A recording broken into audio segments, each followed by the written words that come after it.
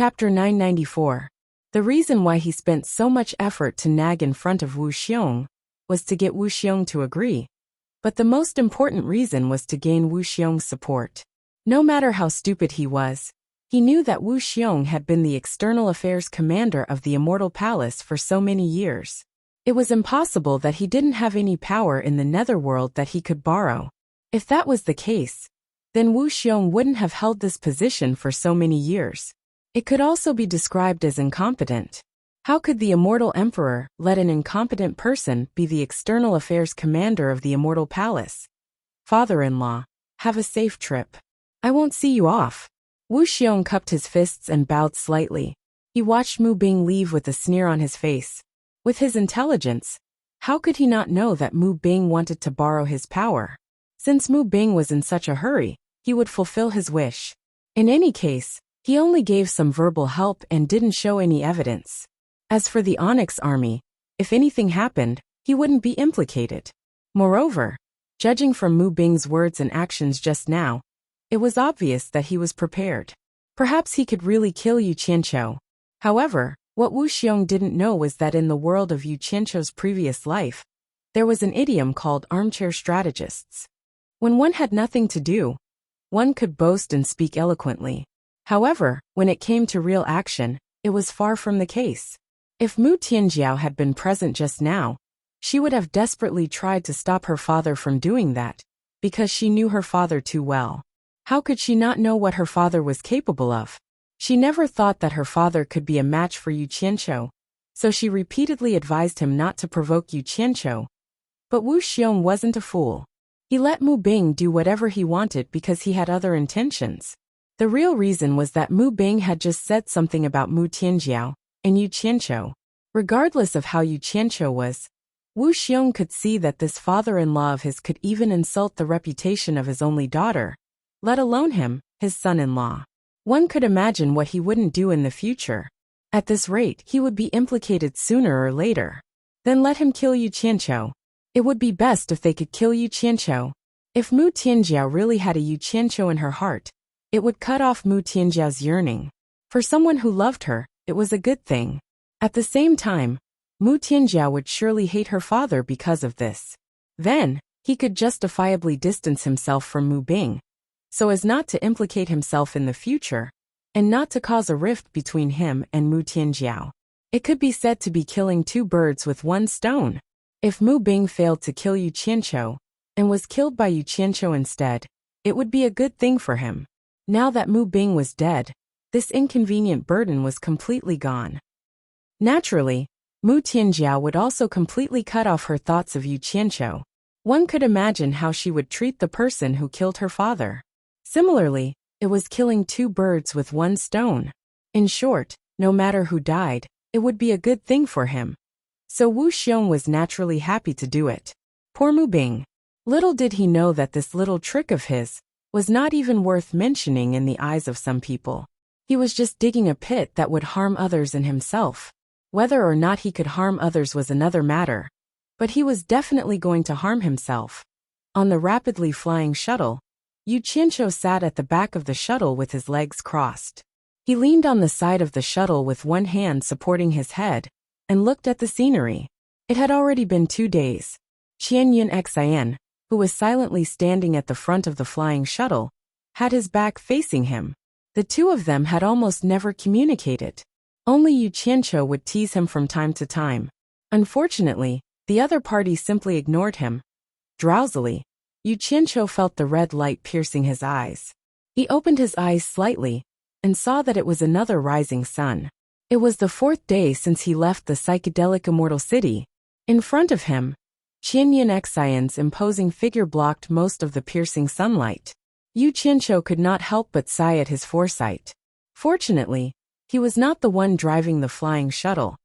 Just as he was letting his imagination run wild, the front end of the flying shuttle suddenly pressed down and slammed diagonally towards the ground. With the back of the shuttle tilted up, Yu Qianqiu grabbed the sides of the flying shuttle. He could see the ground getting closer and closer to him. He immediately cried out in alarm. "What are you trying to do, Qianyun Xian?" Like a nail, Qianyun Xian, who was standing firmly at the front of the flying shuttle, descended against the wind. He looked back and snorted coldly, "Cowardly rat." Then, the flying shuttle abruptly returned to normal and flew almost close to the ground. Finally, it slowly stopped in front of a magnificent palace built against a mountain. Bang!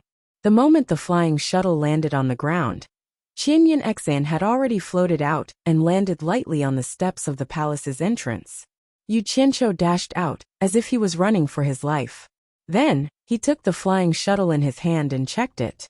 After confirming that it was not damaged, he put it away. Just as he was about to scold Qianyan Exan, he saw two golden-robed guards at the entrance of the palace. He immediately looked around and found that it was the entrance to the netherworld that everyone had mentioned. Only then did he know why Qianyan Exan had stopped. "Damn it! Why didn't you say anything?" Yu Qianqiu cursed under his breath. In his heart, he was also amazed at the vastness of the immortal world. With Qianyan Exan's cultivation, it took him more than 3 days to fly from the psychedelic immortal city to here. If it was him, who knew how many days it would take to fly, this was the difference in cultivation. After looking around, he swayed towards a small hill on the side. Just as he reached the top of the hill, he heard Qianyan Exan's voice behind him. "Where are you going now?" "To pee." Yu Qianqiu turned back and roared. Just as he lifted his robe, he found that there was a call in front of him that seemed to be more hidden. He turned back and roared again. "Don't peek." Qianyan Exan's face immediately darkened. He had no intention of peeking at all. After turning into the call, Yu Qianqiu looked around.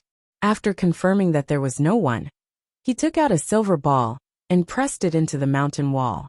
This was mainly to shorten the time it would take to reach the entrance to the netherworld. Then, he lifted up his long robe and fired a shot to deceive others. After tying his belt, he swayed back to the entrance of the palace. Qianyan Exan looked at him coldly and sneered. "Why don't you take a dump again?" Yu Qianqiu shrugged disapprovingly. "This thing doesn't care about travel together. The place I just went is very hidden. If you want to take me there, I'll wait for you." Qianyan Exan's lips moved, but he forcefully held back and did not say anything. He realized that he was not a match for Yu Qianqiu in a quarrel. The main thing was that he was not as shameless as Yu Qianqiu. The two golden-robed guards looked at each other. They had never heard anyone talk about taking a dump here. It was simply unbearable. One of them immediately shouted, "This is the entrance to the netherworld. Those with the token can enter. Those without the token are not allowed to make a ruckus here. Leave quickly." Yu Qianqiu immediately took out his netherworld passage token and waved it in front of the Ashcloud messenger in a threatening manner. It was as if he was saying, "Did you hear that? Those without the token are not allowed to make a ruckus here. I can make a ruckus with the token. If you don't have it, you better shut up obediently." Qianyan Exan's face darkened again. Although their heartless palace had the netherworld token, it had always been used by groups. They would rarely give it to a single person, unless there was something important. He immediately said in a deep voice, "If you want to go in alone without me, this old man will be more than happy to do so." Yu Qianqiu rolled his eyes and snorted coldly, as if saying, "In your dreams." Then, he walked up to the guards and handed over the token for them to check. After confirming it, the guards let the two of them in. The two of them walked in one after the other. There was nothing in the hall.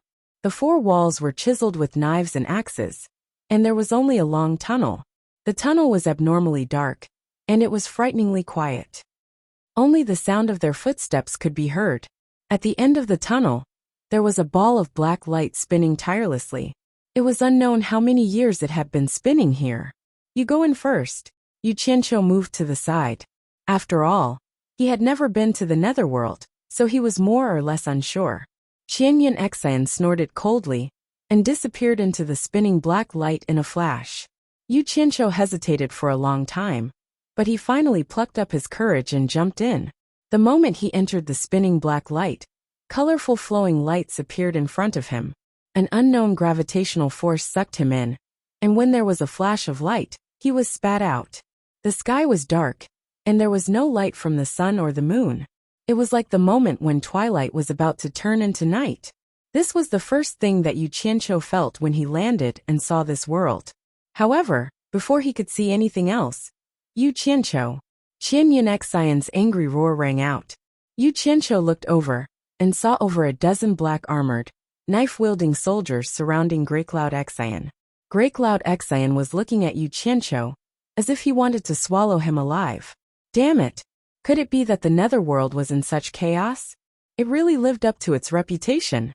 Before he could figure out what was going on, a stocky armored general appeared in front of him. He held a large blade that looked like a green dragon crescent moon blade and shouted, "Incomer, show me your token of passage to the netherworld."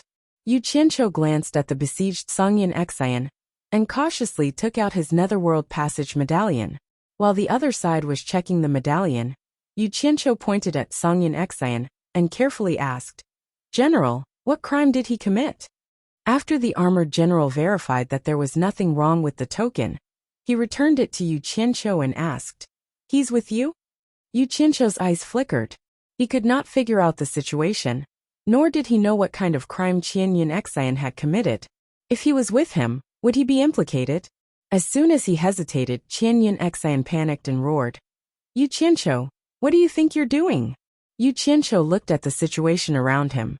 There weren't many people here, so he guessed that these people might not be a match for Qian Yun Xian. He replied weakly, "He's with me. Is there a problem?"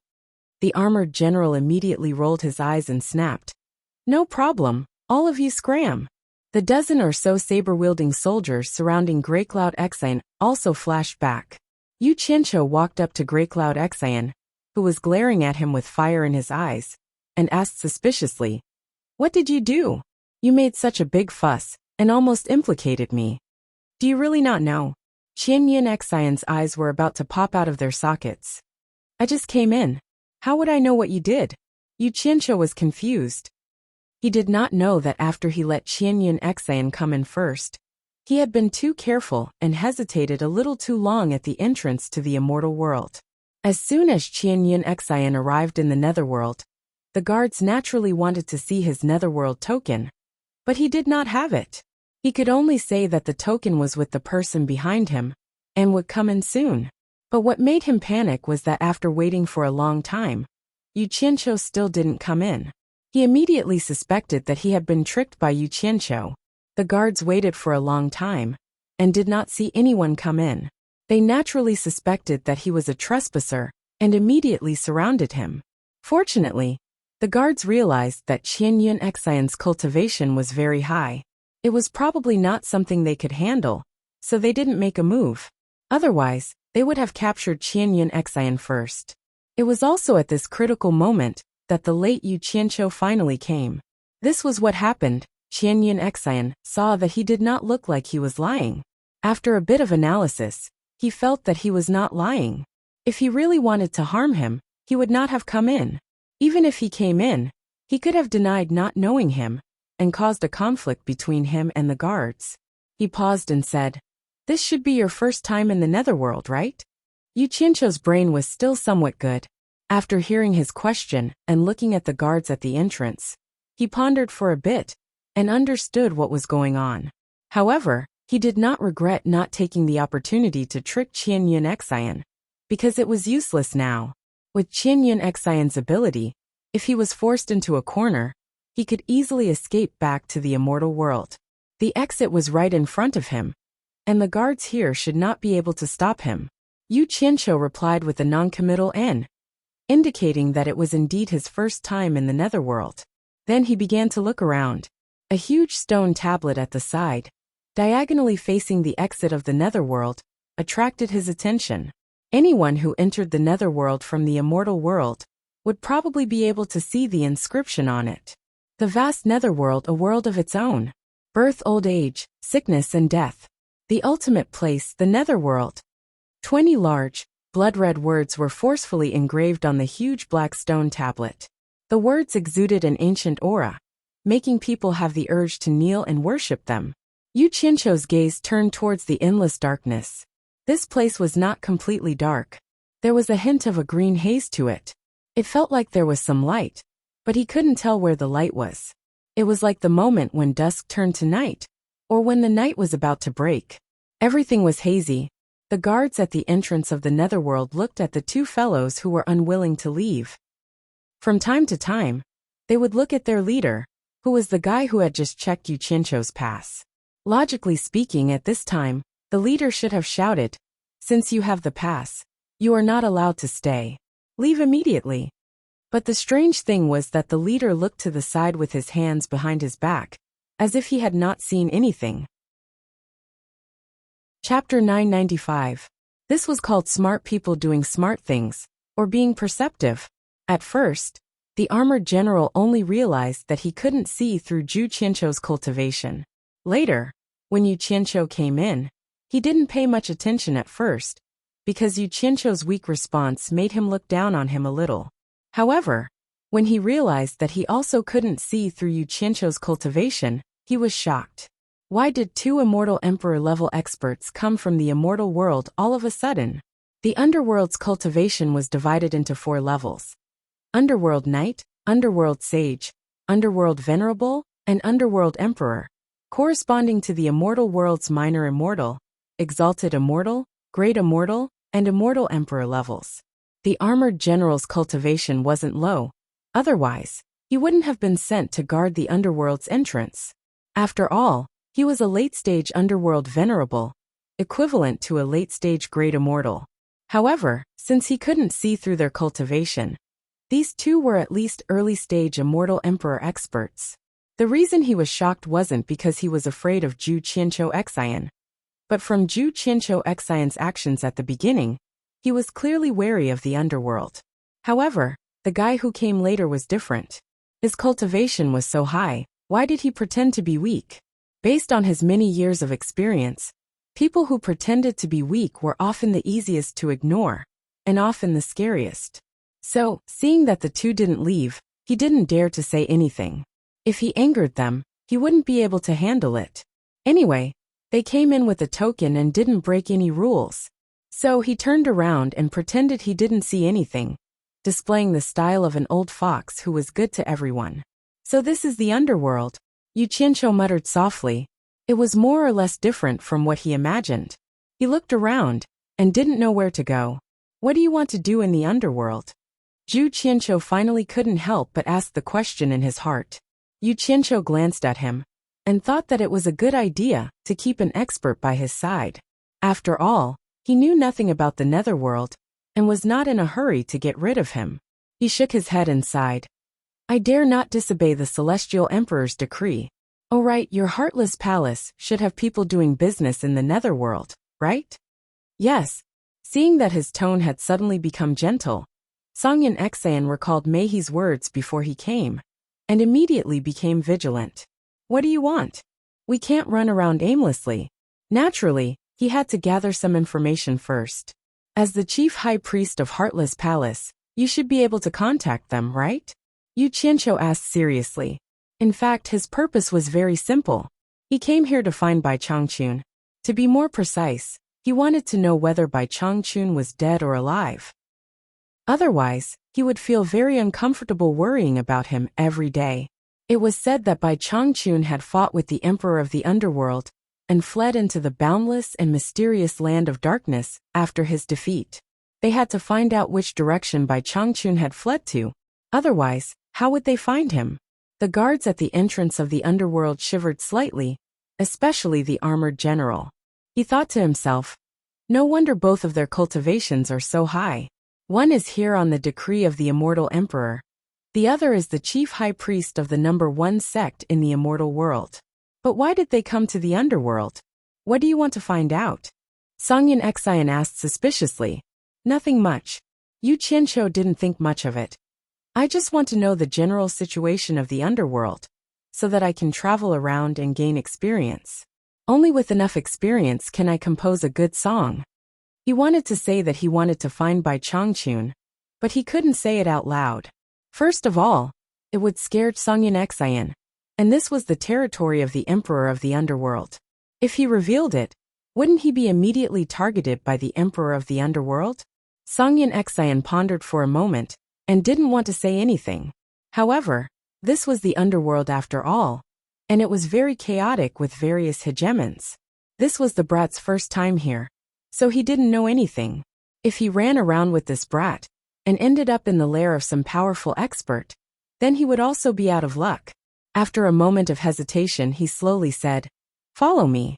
Then, he took out his own flying shuttle and flashed onto it. Yu Qianqiu immediately flashed onto it as well. This time, there was no need to waste his breath on scheming. Songyan Xian took the initiative to act as a guide and pilot the flying shuttle. Although he wasn't familiar with the underworld, he had been here before. Compared to a rookie like Yu Qianqiu, he was much more familiar with it. He was mainly concerned about his own safety. He was afraid that Yu Qianqiu would take him to some lair.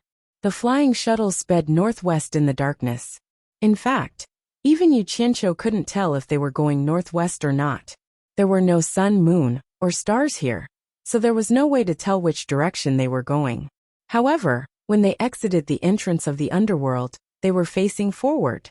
Then, according to the common sense of up north, down south, left west, right east, who knew which direction they were flying in? Yu Qianqiu even suspected that the people of the underworld didn't have any direction at all. Although the speed of the flying shuttle was very fast, it was obviously much slower than when they were flying in the immortal world. Songyan Xian stood at the front, maintaining a high degree of vigilance. His robe fluttered in the night, making him look extraordinary. In particular, his hands were hidden in his sleeves. Yu Qianqiu didn't doubt that if they encountered any unexpected situation, the hands hidden in his sleeves could pull out the Heartless Palace's three swords drawing technique at any time. It would definitely be earth-shattering. Yu Qianqiu kept looking around. The scenery of the underworld was not just a little worse than the immortal world. The main reason was that there was no scenery to see. Everywhere was dim and gloomy. From time to time, he would see streams of light dancing in the air. He didn't know what they were, but it was slightly mysterious. Occasionally, he could see the shadow of a huge black shadow flashing by. Judging by the shape, it should be the mountains of the underworld. "I say, high consecrated Songyan, where are you taking me?" Yu Qianqiu had lost count of the number of times he had asked this question. The annoyed ash-gray cloud Xian finally spat out 4 words. "Twilight City." Twilight City? Yu Qianqiu was slightly stunned. He felt that he had heard this name before, but he couldn't remember when he heard it. Normally, if he heard such a rare name in the immortal world, he would definitely remember who said it. Could it be an impression from his previous life? In his previous life, the underworld, which was the netherworld, had Twilight City? What kind of place is Twilight City? Is it a city? Why is it called Twilight City? He asked a lot of questions in one breath. Songyan Xian understood that if he didn't answer, this guy would continue to be annoyed. He looked around vigilantly and casually explained, "No one knows why it is called Twilight City. At least I don't know. Maybe someone knew in the past. Anyway, this name has existed for a long time. It is a city, and no one knows when it has existed. In short, many things in the underworld are too old to be judged by common sense. It is now a place for trade between the immortal world and the underworld. It is said that when the demon world was not sealed, the cultivators of the 3 realms would trade here. A place for trade between the immortal world and the underworld? Yu Qianqiu was startled. He searched his mind but had no memory of it. He couldn't help but wonder. Since it is a place for trade between the immortal world and the underworld, why have I never heard of it in the immortal world? Songyan Xian sneered.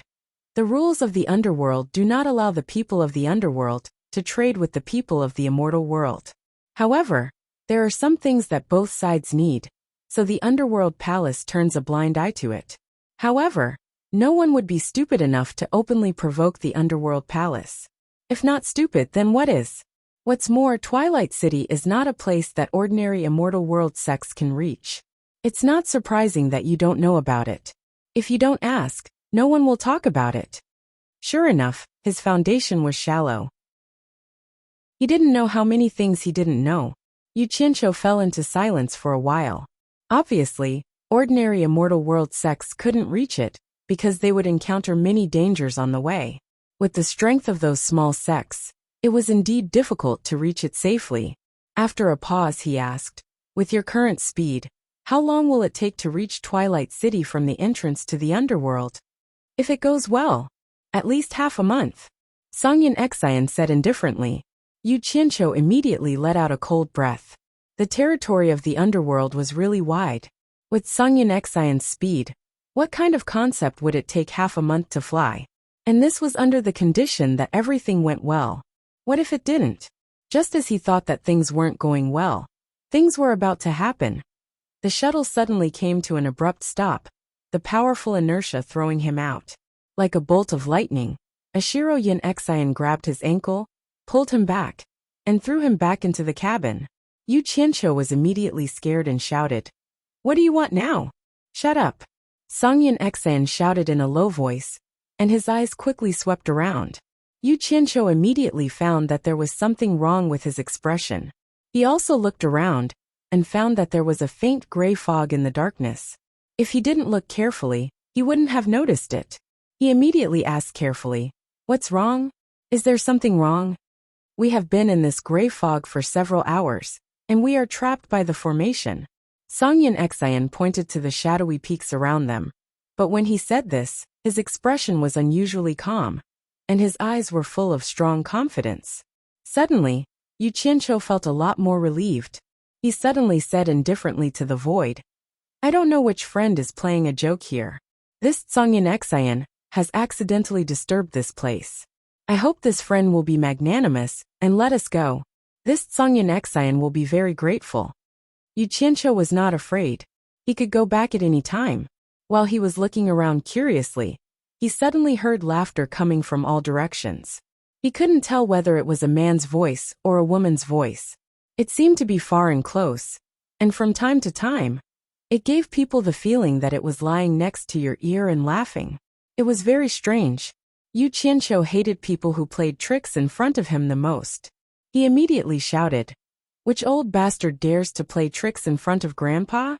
Do you want to die?" Chapter 996. Songyin Xian was speechless. He tilted his head and looked over. You didn't even know whether the enemy was strong or weak, and you already started scolding him. If it was an expert that you couldn't afford to offend, you wouldn't even have the chance to regret it. However, Yu Qianqiu politely followed the routine and ignored him. Yu Qianqiu's strange laughter was suddenly cut off. He couldn't help but look at Yu Qianqiu again, guessing that he had been scolded to stop. Songyin Xian couldn't help but feel a little depressed. It seemed that this guy was always arrogant and didn't fear anyone, not just him. But if he didn't restrain himself in the netherworld, he would be implicated and killed by this guy sooner or later. Ignorant junior, how dare you speak such arrogant words? In a moment, this old man will definitely eat you up until not even your bones are left. The ethereal and traceless voice once again sounded from all directions. It seemed to be near yet far, and sometimes it seemed to be right beside one's ear. It's useless to talk nicely to this kind of pretentious person. He's just asking for a scolding. Look, he's exposed. What an old guy. Yu Qianqiu looked around and turned to ask Songyin Xian. With your ability, it shouldn't be a problem to take care of him, right? I didn't even see him. How would I know if there's a problem? Songyin Xian's face twitched. This kind of person was really not on the same level as him. Seeing that he didn't say anything, Yu Qianqiu didn't stand on ceremony. He took a step forward, stepped on the side of the ship, and waved his hand at the night sky, shouting, "Old bastard, I'm warning you. The person next to me is a top expert. Songyin Xian, the chief consecrator of the #1 sect in the celestial world Heartless Palace. If you know what's good for you, hurry up and give way, or he won't be polite to you." He had never seen such a shameless person. Just as Greycloud Xian glared at him, the faintly discernible voice laughed and said, "I've heard of the Celestial Realm's Heartless Palace's sect master Wang Qing, but I've never heard of this or that. But even if the sect master of the Heartless Palace, Wang Qing, is here, so what? This is the Netherworld. It's not the place for people from the celestial world to be arrogant." Yu Qianqiu immediately pointed around and shook his head at Songyin Xian. "This old thing is obviously looking down on you." In fact, Qingyin Xian had already used his perception to scan the surroundings during this period of time. His eyes flickered as he looked around and said, I have no enmity with Sir, and do not wish to have any conflict with Sir. I hope that Sir will stop here, all right? Yu Qianqiu's spirit was instantly lifted. He could hear a hint of an ultimatum in his words. It seemed like the show was about to start. Stop. The faintly discernible voice giggled. What a joke. I haven't even made a move. You're the ones who barged into my Mirage Mystery. You can't even break out of my Mirage Mystery. So what qualifications do you have to fight with me? Songyun Xian snorted coldly. Just like Yu Qianqiu. He stepped on the railing with one foot, stared down at Ji Hao, and said in a bland tone, You are hiding in the vast Styx River, so you must be a member of the Styx River waterkind. Do you think that I can't do anything to you just because you're hiding in the Netherworld River? Styx River? Yu Qianqiu was stunned. He quickly craned his neck to look around. He could vaguely see an outline that was as wide as a black belt extending to both ends of the land. He couldn't see the end of it either. This should be the Styx River that Songyun Xian had mentioned. The other party paused. Obviously, he was surprised that Songyun Xian could discover his hiding place. Then he giggled and said, I won't argue with you. We'll talk after you break my Mirage Mystery. If you can't, just wait for death. Child's play. I'll naturally break it after I kill you. Songyun Xian stared down without turning his head. He said to Yu Qianqiu, Wait for me here. We'll continue our journey after I get rid of this demon. His words were filled with great confidence in his own strength. Yes. Yu Qianqiu nodded repeatedly. Do whatever you want. I can take care of myself. Songyun Xian stomped his feet lightly and floated in the air. His cold gaze swept across the land below. With a swoosh, he turned into a blue stream of light and charged down. Yu Qianqiu hurriedly controlled the flying shuttle. He knelt at the bow of the ship and stuck out his, but to look at the commotion below. Just as the stream of light was about to collide with the wide river below, Songyun Xian's shout was suddenly heard. Absolute heaven.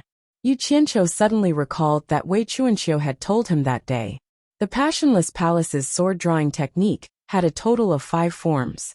The first form was called Absolute Heaven. The second form was called Absolute Earth. The third form was called Heartless. The fourth form was called 2 Swords as One. And the fifth form was called 3 Swords as One. Songyun Xian had already mastered all 5 forms of the sword-drawing technique. Then, this Absolute Heaven should be the first form of the Passionless Palace's sword-drawing technique. Just as this thought flashed through his mind, a dazzling light suddenly illuminated the world. Although it was shrouded in a thin layer of fog, the surrounding situation could be seen clearly in an instant. The surging waves of the river reflected the dazzling light. In the sky, the sword ray that was like a heavenly dragon clashed violently with the reflection in the river. Boom! The tranquil night was broken. A huge wave instantly spread out from the wide Netherworld River, rumbling and surging in all directions. The center of the wave exploded into a splash of white water that was hundreds of meters high, charging straight at the flying shuttle above. F***CK. Yu Qianqiu let out a strange cry. He used the water art and slapped out with his palm. The violent wave of water immediately scattered in all directions, brushing past the flying shuttle and shooting even higher. Water was soft and could dissipate force. To be able to cause such a high wave, it was clear how powerful Songyun Xian's attack was. Then, Yu Qianqiu saw with his own eyes that the Netherworld River, which was nearly a kilometer wide, was almost cut off by Songyun Xian's sword. He could see the riverbed.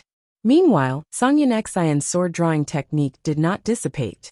It directly struck a huge mound of soil on the riverbed. Ah! A scream rang out.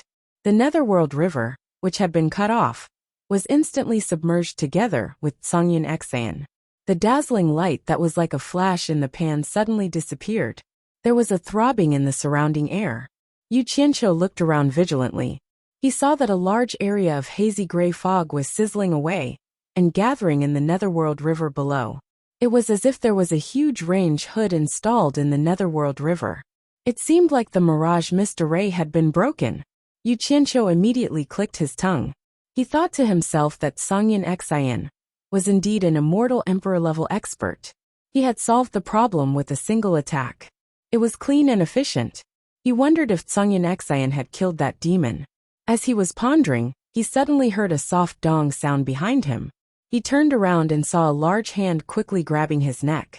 Yu Qianqiu was shocked. He slapped back with his hand almost without hesitation. A group of purple meteors burst out and smashed the hand that was grabbing him into pieces on the spot. Ah! The person screamed, but he reacted quickly. The moment his hand was crippled, he teleported hundreds of meters away before the group of flying swords could hit him. He turned around and ran. At that moment, a blue stream of light rushed out of the water with a boom. It shot out diagonally and cut off the person's escape route. It was Tsungyan Xian. A thick gray fog suddenly burst out from the figure's body to obscure the eyes and ears of others.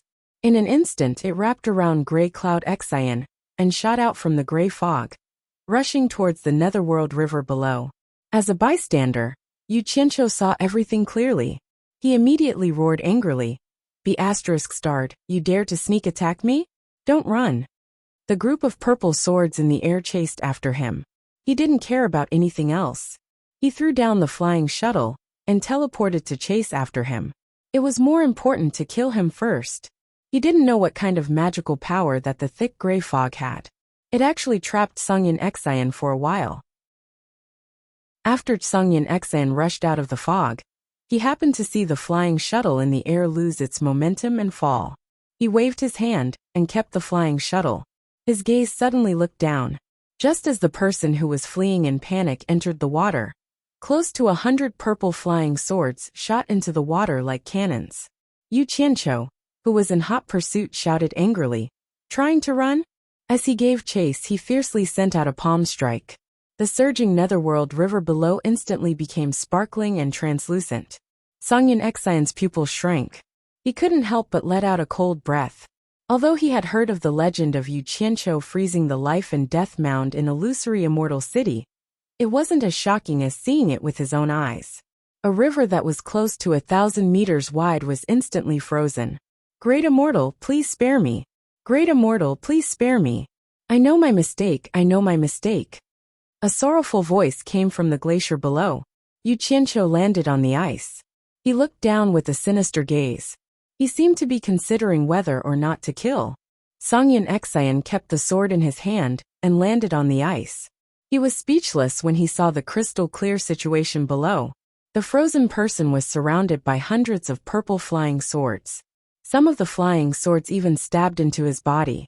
If Yu Qianqiu hadn't stopped in time, that person would have been stabbed into a hedgehog. That person was actually depressed. He couldn't understand why the river suddenly froze. He was surrounded by hundreds of flying swords in just a short while. If it was an ordinary flying sword, he would not be afraid. However, he had already experienced these flying swords. Not only were they incomparably sharp, they seemed to be his natural nemesis. His cultivation was like nothing in front of them. Once he got close, he could feel a strong sense of suppression. Without a doubt, they could easily beat him into a cork. He had no way of blocking them. This person is a river clam that has cultivated successfully. His cultivation has reached the early stage of Underworld Venerable. It is equivalent to the early stage Great Immortal in the immortal world. Tsungyan Xian said indifferently. He had clearly seen the person's true form in the river. River clam? Early stage Underworld Venerable? Yu Qianqiu raised his eyebrows. He seemed to understand something. He took a few steps forward. The ice under his feet melted, and he quickly sank down. He landed in front of the pitiful man who was trapped, and looked him up and down. The man was dark and skinny, and he didn't look old. His eyes were filled with fear, and his pupils were spinning around. Other than the wounds caused by his flying swords, there were a few long bloody wounds. It was obvious that he was injured by Tsungyan Xian. Yu Qianqiu snorted coldly. He shook his sleeve, and a small green bead appeared in his hand. He held it between two fingers and sent it to the person's mouth. He shouted, "Swallow it if you don't want to die." Chapter 997. It was already scary enough to be stabbed by so many flying swords. Now he was forced to eat this strange thing. The person looked at the thing beside his mouth and said in fear, What is this?" He could already feel that this pearl had an aura similar to that of the flying swords that could suppress him. If he ate it, he would die. You don't look like you want to eat it? Yu Qianqiu asked sinisterly. Close to 100 purple flying swords suddenly moved closer by an inch. The person immediately cried out, "I'll eat it, I'll eat it." His mouth was wide open. Yu Qianqiu flicked his finger, and the green pearl directly burrowed into the person's throat. The person coughed and looked at him in fear. Yu Qianqiu smiled faintly and said, "That's right. Don't ever think about forcing him out. And don't ever think about escaping. Otherwise you will end up very badly." That bead was not something else, it was condensed from green fire. When Yu Qianqiu heard that the person was so weak despite having an early-stage netherworld venerable cultivation, he knew that part of the reason was that he had already been injured by Grey Cloud Excion. But the most important reason was that his own fire arts could restrain the person. Yu Qianqiu recalled the time when he used fire arts to suppress Ghost General Meng Yan in the Demon Ghost region. The extreme yang flames were the bane of ghosts and spirits, and they were very useful in the netherworld. Thus, he had a sudden idea, and condensed a green fire pearl for the person to swallow. If the person was forced out by force, or escaped the range of the green fire pearl, then the green fire pearl would immediately explode into a fierce green fire in the person's stomach. It would be strange if this ghost-type netherworld monster did not turn into ashes. Yu Qianqiu's body flashed out of the glacier after he had placed a restriction on the other party. Nearly 100 purple flying swords broke through the ice and flew into his sleeves with a whoosh. Grey Cloud Excion stared at his sleeves for a while, then looked at the person in the ice cave and said, "What did you give him to eat? In any case, he's not a good person. If he dares to disobey, I'll make sure he doesn't even have the chance to cry." Yu Qianqiu chuckled. The people in the ice cave shuddered at his words. Suddenly, a sinister laugh was heard from above. "Stop playing dead down there. Get up here." Bang bang. Hua. Rumble. Strange sounds came from both ends of the Netherworld River. After the entire glacier trembled, it was finally unable to withstand the scouring of the Netherworld River. It broke away from the solidification of the two sides of the river, and slowly floated downstream, along with the Netherworld River. The glacier beneath their feet shook violently from time to time. Dense spiderweb-like cracks had already begun to appear. Yu Qianqiu and Song Yunxin stood firmly on top of it, watching the person climbing out of the hole in the ice. After that person carefully looked at the two of them, he realized that he couldn't see through their cultivation at all. It was obvious that they were both stronger than him. His entire face instantly turned bitter, and he silently cursed his bad luck. Previously, when he saw the speed of the two flying shuttles, he estimated that their cultivation should be similar to his. In addition, he saw that they were people from the celestial world, and not locals. So he didn't take them seriously. In the end, he suffered such a disaster. Little did he know that Song Yunxin was being careful, and didn't dare to fly too fast. But there were people who came to seek death. "Thou art of the Netherworld River's water tribe. We are flying in the air, and have nothing to do with you. Why are you waiting for an opportunity to harm us?" Song Yunxin shouted coldly. Yu Qianqiu couldn't help but glance at him. He realized that once this fellow came to the Netherworld, the way he spoke immediately changed. In the celestial world, he was very unscrupulous and arrogant. Here, no matter how ruthless he was, he always had a bit of a diplomatic tone. He was very similar to those people in his previous life, which made people a little uncomfortable. The person said weakly, "I really didn't mean to target you. Before you came, I had already set up the Mirage Mist formation, but you just happened to barge in." "Stop your King nonsense. The Netherworld isn't your home. Do you think it's reasonable for you to rob us here?" That. Yu Qianqiu pointed at his nose and asked, "River Clam Demon, what's your name?" From their tone, one could tell that the younger one was obviously not a kind person. The person immediately nodded and said, "This lowly one is Xinyu." "Xinyu?" Yu Qianqiu paused for a moment. He realized that it was indeed a monster from the Netherworld River. Even its name was strange. "Xinyu, tell me honestly, why did you set up a formation here to harm people?" River Clam Xinyu replied weakly. There are often people from the celestial world coming and going on this road. This lowly one is sick of the food in the Netherworld River, so I wanted to change my taste. Yu Qianqiu and Grey Cloud Xian's expressions twitched. They didn't expect to almost become food in someone else's mouth. At this moment, the glacier under their feet shook violently again, and the sound of ice cracking could be heard. The entire glacier continued to split into smaller pieces, and the ice beneath their feet flowed even faster. Were we trapped by his mirage mist formation for a few hours? Yu Qianqiu suddenly asked Grey Cloud Xian. The latter nodded in confusion. Yu Qianqiu squinted at Xin Yu and sneered. A few hours of delay, and now there's a burden. Hee. Xin Yu, I can't vent my anger.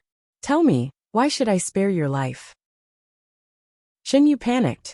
He swallowed the bead, but didn't dare to run. He waved his hand and denied. Not a burden, not a burden. May I ask if the two of you are going to Twilight City?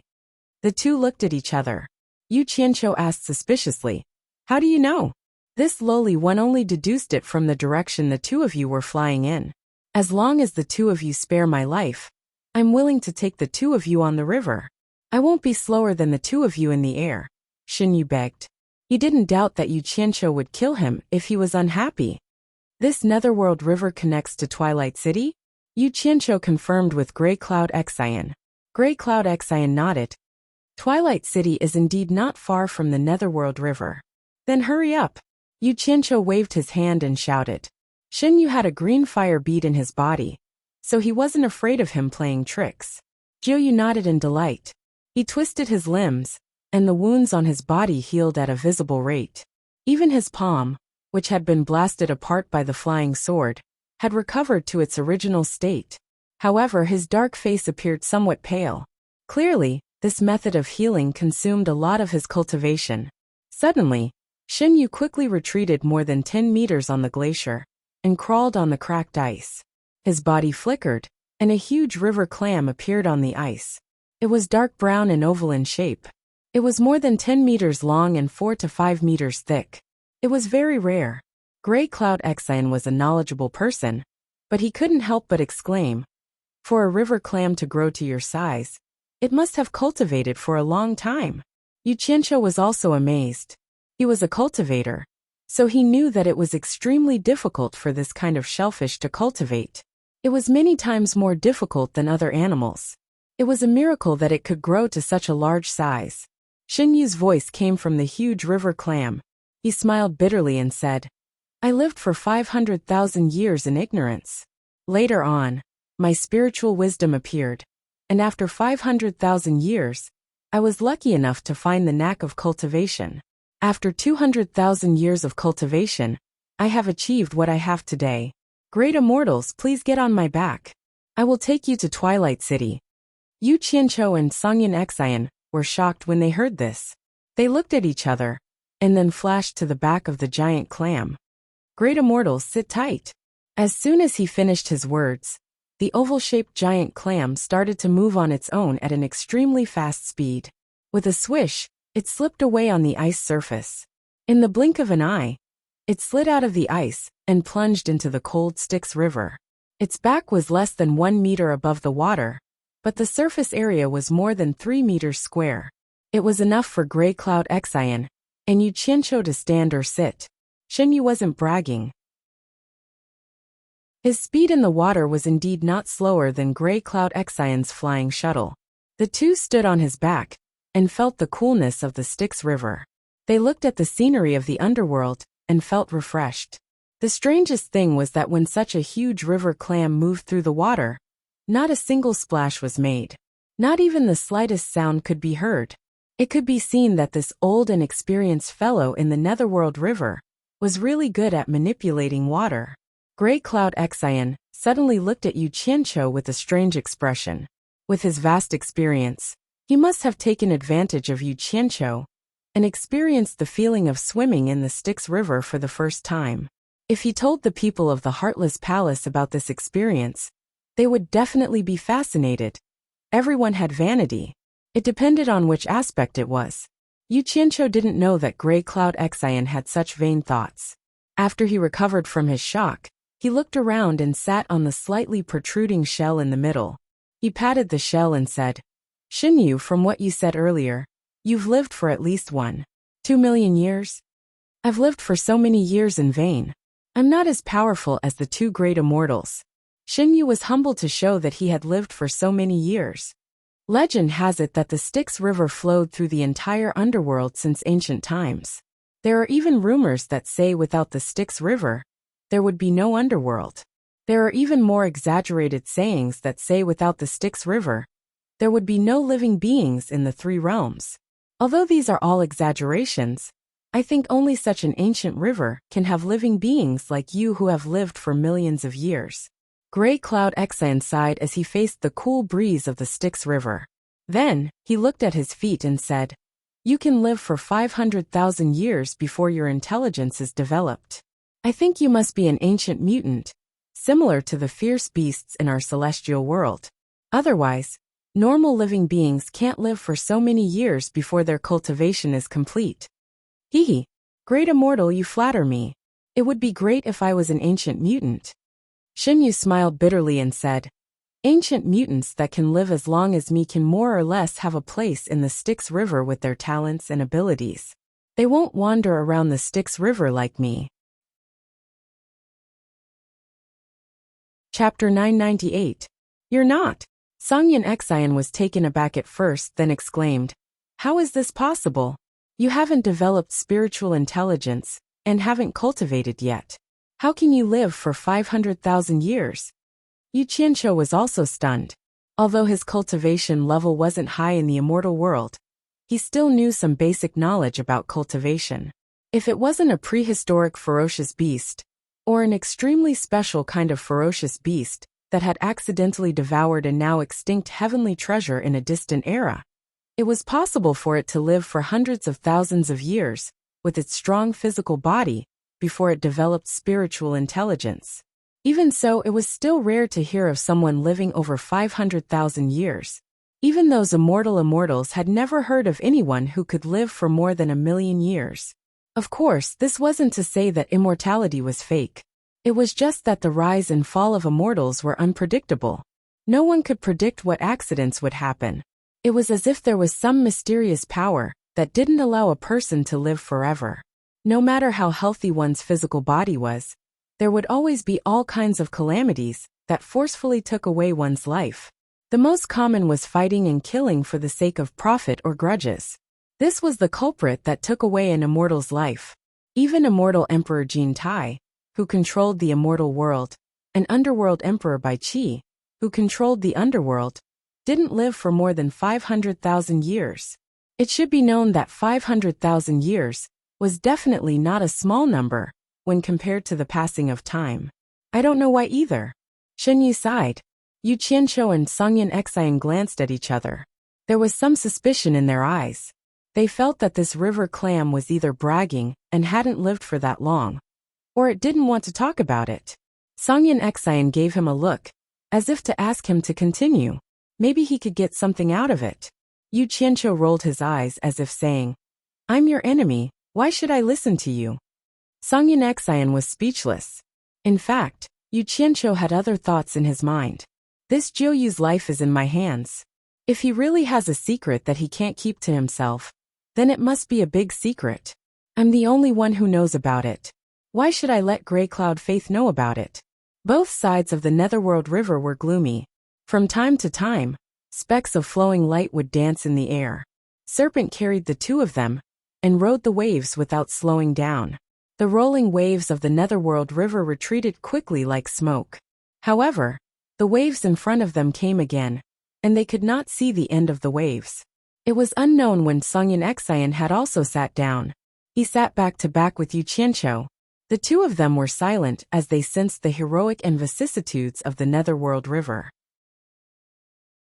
Looking at both sides of the river, there were sometimes plains, sometimes mountains, and sometimes gloomy valleys. Although they could not see clearly, the feeling of vastness made their hearts tremble. This feeling was indescribable. Yu Qianqiu, a newbie who had just arrived in the Netherworld, didn't think much of it. He felt that the Netherworld should be like this. On the other hand, Songyin Xian, who had been to the netherworld several times, sighed with emotion. He did not expect to see the netherworld in a completely different way when he traveled quickly on this ancient netherworld river. It was as if only the netherworld river understood the netherworld the best. This was because every section of the winding river was created by it. It was washed and settled by the endless years. It was an ancient and gloomy beauty of vicissitudes. Perhaps darkness was the most primitive beauty. The netherworld river was sometimes wide and sometimes narrow. However, the widest part was still a few hundred meters wide. Yu Qianqiu, who was looking at the scenery with his elbows on his knees and his palms supporting his chin, suddenly asked, "Serpent, how wide is the widest part of the netherworld river?" "I've tried to cross the widest part once before. However, I walked and stopped from time to time, and often changed directions. It took me a few years," Serpent replied seriously. "I'm afraid that with my current speed, I'll need to swim for more than a month to get from the other side to this side. I'm not sure how wide it is exactly." "So wide?" Yu Qianqiu and Songyin Xian exclaimed at the same time. Obviously, it was Songyin Xian's first time hearing about it. The two of them suspected that Serpent was born to boast. He said that he had lived for more than 1,000,000 years. And now he said that he had created such a wide river. Was this really a river? It was more like a sea. Yu Qianqiu licked his lips and chuckled. "I say, Serpent, you might have misunderstood me. You've mistaken the length of the netherworld river for its width. I'm talking about the distance between us now. Haha, great deity. You might think that I'm old and confused, but I'm not so old that I can't tell the difference between length and width. Speaking of the length of the netherworld river, it's not something we can reach in a month with our current speed." Serpent sighed. "Take the direction we're going now. If everything goes smoothly, it will take half a month to reach Twilight City. Then we'll have to walk for another month before we can reach the endless horizon. And this is under the condition that everything goes smoothly." "Endless horizon?" Yu Qianqiu turned around and asked Songyin Xian. "Do you know that place?" Songyin Xian also turned around and nodded. "I've heard of that place, but I've never been there. It seems that the people from the netherworld that I've come into contact with are quite afraid of that place. And no one is willing to talk about it too much. That place is known as the punishment land of the netherworld, so of course they're afraid." Serpent laughed and continued. "Speaking of the endless horizon, you should be able to imagine that the distance that the netherworld river traverses through is already incredibly long when you hear the word endless. After passing through the endless horizon, it's the boundless and mysterious land of darkness. I'm afraid no one knows how long the netherworld river is there." Yu Qianqiu and Songyin Xian immediately gasped when they saw something specific for comparison. They finally understood how long the netherworld river was. Its length was a concept that was very, very long, as if it was very far away, but no one could tell exactly how long it was. This was the length of the netherworld river. While Songyin Xian was still in shock, Yu Qianqiu was already distracted. This was because Serpent mentioned the boundless and mysterious land of darkness. Rumor had it that Bai Changchun escaped to that place when he was being chased by the Emperor of the Netherworld. In this way, there was no need to go to Twilight City to inquire about the information. According to Serpent, they could just follow the Netherworld River and cross the endless horizon to reach there. But then again, since it was along the way, there was no harm in going to Twilight City to take a look. If the World Commerce Chamber really grew stronger one day, they would inevitably have to deal with that place. It was a good thing for him to explore the situation first, but that endless horizon. Serpent, what do you mean when you say that the endless horizon is the land of punishment in the netherworld? Yu Qianqiu smiled. Also, you said that they are naturally afraid. But from what you said, you don't seem to be afraid at all. Haha, Serpent explained with a smile. The netherworld is not as stable as the immortal world. You must have heard of the degree of chaos here. Many restless people who offend the netherworld royal palace will be captured and sent to the endless horizon for punishment. Their dantian will be sealed, so that they can't self-destruct or use their cultivation. They will be forced to do all kinds of hard labor day and night until they die of exhaustion. This kind of punishment is quite cruel to criminals. Many criminals can't stand this endless torture and commit suicide. However, this is the netherworld.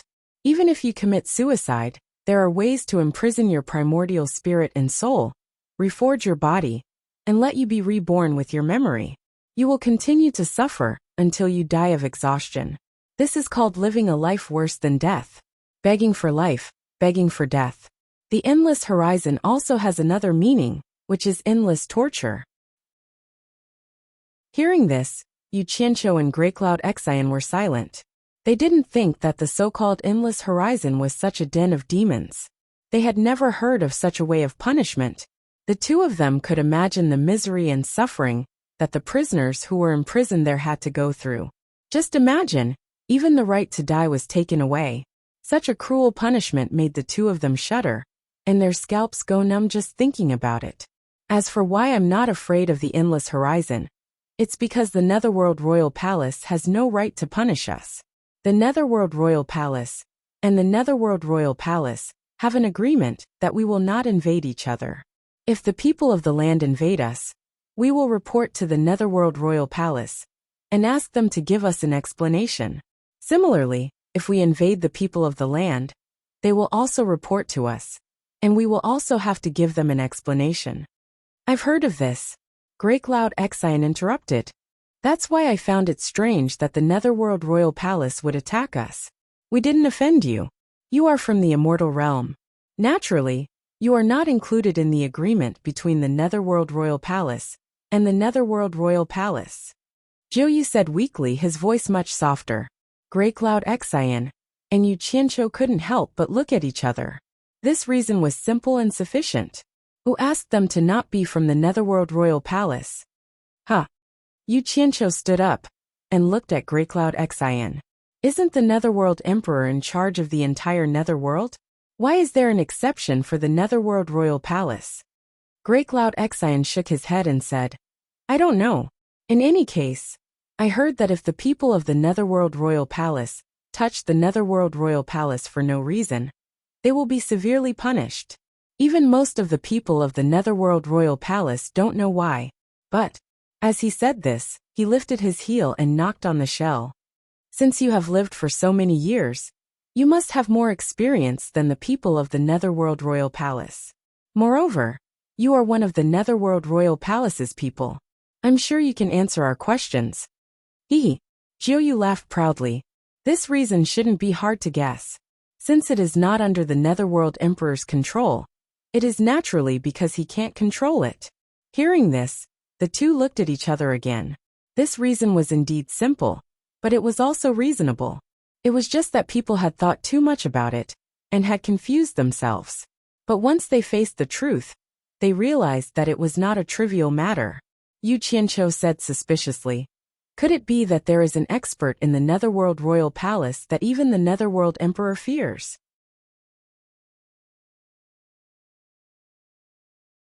Chapter 999.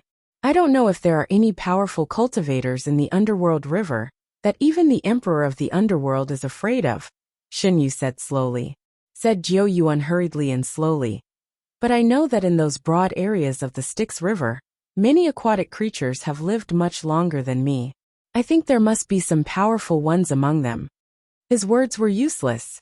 Songyan Xian and Yu Qianqiu looked at each other and felt that this clam was not very honest. He had lived in the Underworld River for millions of years. How could he not have heard of the powerful cultivators in the Underworld River? Even if he hadn't heard of all of them, he must have heard of some of the more famous ones. But he used, I think, to brush us off. Sure enough, he was insatiable after we showed him some respect. The corner of Yu Qianqiu's mouth curled up into a sneer.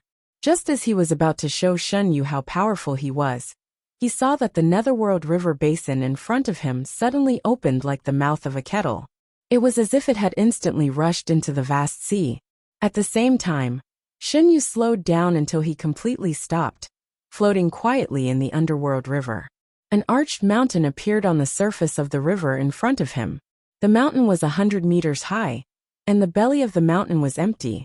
The water rolled through the belly of the mountain, and the foot of the mountain on both sides seemed to be in the Underworld River. Rather than a mountain, it was more like an open door. giving people a feeling that it led to an unpredictable future.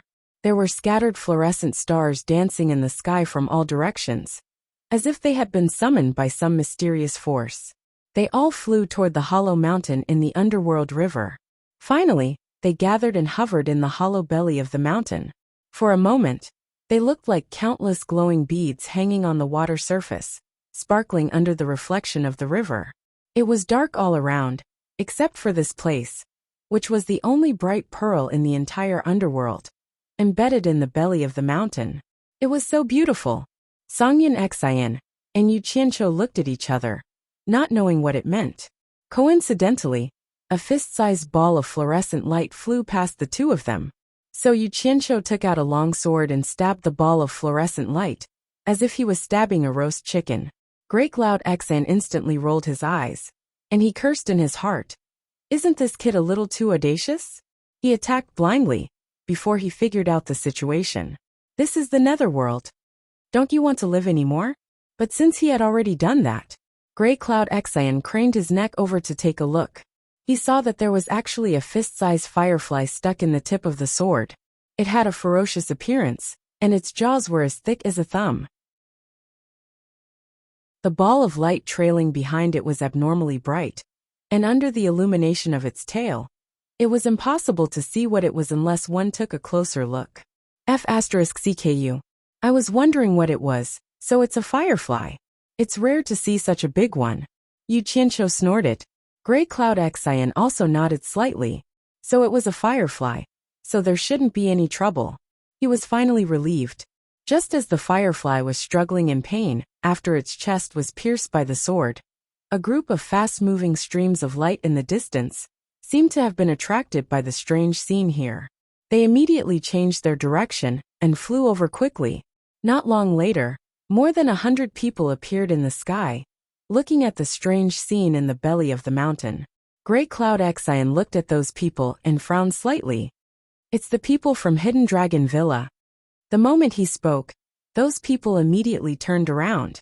When they saw Grey Cloud Xian and Yu Qianqiu, they were all stunned. The person in the lead took the lead and flashed over, and the others also flashed over. The person in the lead cupped his hands and said, "So it's Heartless Palace's High Priest Grey. Prime Minister Ding greets you." Grey Cloud Xian cupped his hands perfunctorily and said, "So it's Hidden Dragon Villa's Elder Ding." With that, he proudly turned his head to the side. Everyone didn't pay much attention to his arrogant actions. With his cultivation, he was completely qualified. What everyone admired most was that this Grey Cloud Xian was really skilled and bold. He actually dared to stand in the Netherworld River and look at the scenery as if nothing had happened. He completely ignored the danger that could appear at any time. How bold! Everyone mistakenly thought that the two of them were standing on a rock in the Netherworld River. For a moment, no one noticed that there was a giant river clam floating in the water below. Everyone's gaze fell on Yu Qianqiu. After a moment of suspicion, Ding Xiang cupped his hands and asked, "Could this be World Commerce's Yu Qianqiu, the sect leader?" From this, it could be heard that they had also heard about Grey Cloud Xian protecting Yu Qianqiu. Grey Cloud Xian's expression twitched when he heard that. That's right. Yu Qianqiu held his sword and cupped his hands to return the greeting. I've long heard of Hidden Dragon Villa's Elder Ding's great name. Seeing you today, you truly live up to your reputation. Elder Ding, please take care of me in the future. This fellow had never heard of Ding Xiang. However, since they had met without enmity, it wasn't tiring to be sweet. It would be a waste not to say nice things. Hehe. I've been representing Hidden Dragon Villa in the Netherworld for a long time. I'm not famous in the immortal world. On the other hand, I've heard of sect leader Yu's reputation in the Netherworld. Ding Xiang smiled modestly. However, looking at the smile on his face, he should be really happy. Everyone liked to hear nice words. The Hidden Dragon Villa group looked at Yu Qianqiu with more kindness. Their gazes more or less looked at the firefly stuck in Yu Qianqiu's sword. After Yu Qianqiu noticed it, he immediately wiped his sword with 2 fingers and flicked the dimming firefly into the water. He then put away the sword in his hand. At this moment, there was a splash on the water surface. Everyone's gaze turned to the water surface, not far from Yu Qianqiu. The water rippled, and a round mouth suddenly appeared underwater. It swallowed the firefly that Yu Qianqiu had flicked to the surface.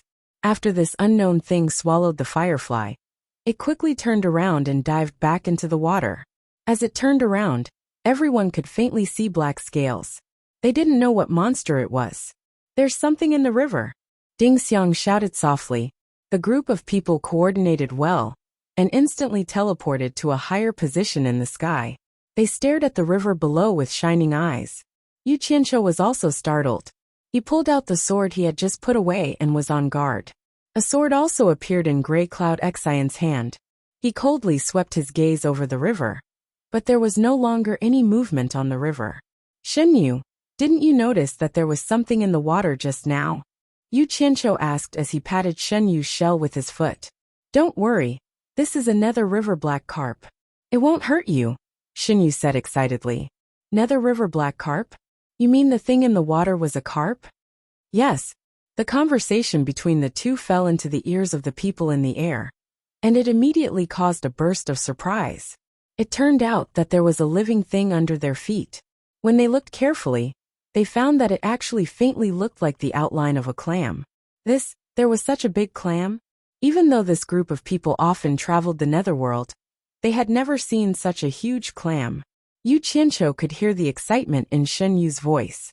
He raised his eyebrows and said, "Shenyu, why did you suddenly stop here? Is something going to happen?" "That's right," Shenyu said excitedly. "Dragon Transformation Gate. It's a legendary spectacle that only appears once every 100,000 years. I didn't expect to see it. This is such a great fate. If we can witness the legendary scene of transforming into a dragon, we will be honored." Everyone could feel the rare excitement in his words, especially the two words dragon transformation, which made everyone's spirits rise. However, they still didn't understand what he meant. Yu Qianqiu looked around curiously and said, "Shenyu, be clear. Who is transforming into a dragon?" "Of course it's the Nether River Black Carp," Shenyu said excitedly. "The mountain gate in front is called the Dragon Transformation Gate. Legend has it that it will summon the black carp from the river Styx once every 100,000 years. If a black carp can leap over the dragon gate, it can transform into a black dragon and leave. Of course, this is only a legend. Many people wanted to witness such a spectacle, but they always returned in disappointment. They did not see the Nether River Black Carp being summoned by the Dragon Transformation Gate. As time passed, no one believed in this legend. "I didn't expect to see it this time. This is a great opportunity." Everyone was shocked when they heard that. They did not expect such a miraculous thing to happen. Yu Qianqiu vaguely felt that this story was familiar. After being stunned for a while, he exclaimed in shock, "There's a carp leaping over the dragon gate here too?" As soon as these words came out, everyone's gazes focused on him, each of them filled with suspicion. Songyan Xian knew he would not get an answer, but he could not help but ask, "Where did you see a carp leaping over the dragon gate?" Yu Qianqiu was speechless. After his expression twitched awkwardly, he chuckled and said, "I've never seen such a mysterious thing before. I just think it's a little ridiculous. Could it be that a carp can really transform into a dragon after crossing the dragon gate?" Songyan Xian looked at him up and down suspiciously. He paused and said, "The mystery of the netherworld cannot be predicted with common sense. Since there is such a legend, there must be a reason for it." "Hee, I hope that's the case. Then we'll have a feast for our eyes." Yu Qianqiu laughed perfunctorily. Seeing that everyone was looking at him with twinkling eyes, he stomped his foot and changed the topic. "Shenyu, you just mentioned some great opportunity. Even if the black carp leaped over the dragon gate and transformed into a dragon, what does it have to do with us?" "You can't say that." Shenyu's tone was filled with yearning. Legend has it that among those who witnessed the black carp transforming into a dragon, there would always be someone who would form a good relationship with the black dragon and receive the black dragon's blessing in the future. Don't you think it's a great opportunity? "I see." Yu Qianqiu rubbed his chin and muttered. Suddenly, he felt that the sword in his hand was unusually dazzling. How could a good relationship be related to a weapon? He quickly put it away. Beside him, Songyin Xian also put away his sword. In short, everyone's eyes flickered with excitement. They were all dreaming of the legendary spring and autumn period. Bang! With a deafening sound, a bolt of purple lightning suddenly pierced through the night sky and directly struck the pitch-black and bare mountain gate. The gate was covered in purple lightning for a long time before disappearing. While everyone was still in shock, they suddenly felt a majestic and ancient aura slowly spread out from the mountain gate that stood in the water like a ripple. It was so frightening. Chapter 1000. At that moment, everyone seemed to have an illusion. The ancient and majestic aura that spread out like a ripple seemed to be mixed with an obscure Sanskrit incantation that was whispering in everyone's ears. The voice seemed to come from above the 9 heavens, but it also seemed to have traveled through ancient times. The ancient and sacred voice lingered in everyone's mind, making them have the urge to worship the mountain gate in the Netherworld River. However, what was strange was that when everyone woke up and tried to listen carefully to what was chanting in their ears, they realized that there was no sound at all. When they relaxed, they could immediately hear the chanting of the Sanskrit incantation again. It was abnormally magical and mysterious, making it difficult for them to understand what was going on. Yu Qianqiu shook his head and felt as if someone was hypnotizing him. He focused his attention and stared at the mountain gate. He asked suspiciously, "Xinyu, did you hear that? What's going on?" "I heard it, but I don't know what's going on. It's also my first time experiencing this," Xinyu said with a confused tone. The mountain gate was 100 meters tall, and the hole at its belly was 40 to 50 meters tall and wide. The countless fireflies that gathered there suddenly became chaotic. The surface of the water around the mountain gate was stirred, and a large group of black carps of various sizes appeared. They floated below the water and kissed the surface of the water. Their black tails and dorsal fins stirred the water from time to time. Everyone looked at each other. At that moment, everyone could see clearly that they were indeed black carps. They could not help but have more confidence in the legend of the carps leaping over the dragon's gate. The densely packed black carps that suddenly appeared in a chaotic manner immediately became orderly after a moment of chaos. They all circled around the entire mountain gate with their heads and tails in a circle. After swimming for a few laps, another river black carp that was almost 2 meters long suddenly broke away from the parade and jumped out of the water. Like an arrow, it charged at the center of the hollow mountain gate and dived into the dancing fluorescent lights. Shaking its head and wagging its tail, it opened its mouth and swallowed quite a few fist-sized fireflies before it finally lost its momentum and fell into the water with a splash. After one took the lead, the Netherworld River black carps that were patrolling behind immediately followed suit. One by one, they leaped out of the water and shot into the group of fireflies that had gathered at the center of the mountain gate. After biting the fireflies, they drew an arc in the air and fell into the Netherworld River. Not long after, the sound of water flowing out and falling into the water could be heard, rising and falling like rain. Such a spectacle was rarely seen. The strangest thing was that those fireflies would rather fly in panic inside the mountain gate to avoid being devoured. But they didn't know to fly out of the mountain gate to escape the fate of being devoured, as if they were imprisoned here by an inexplicable force.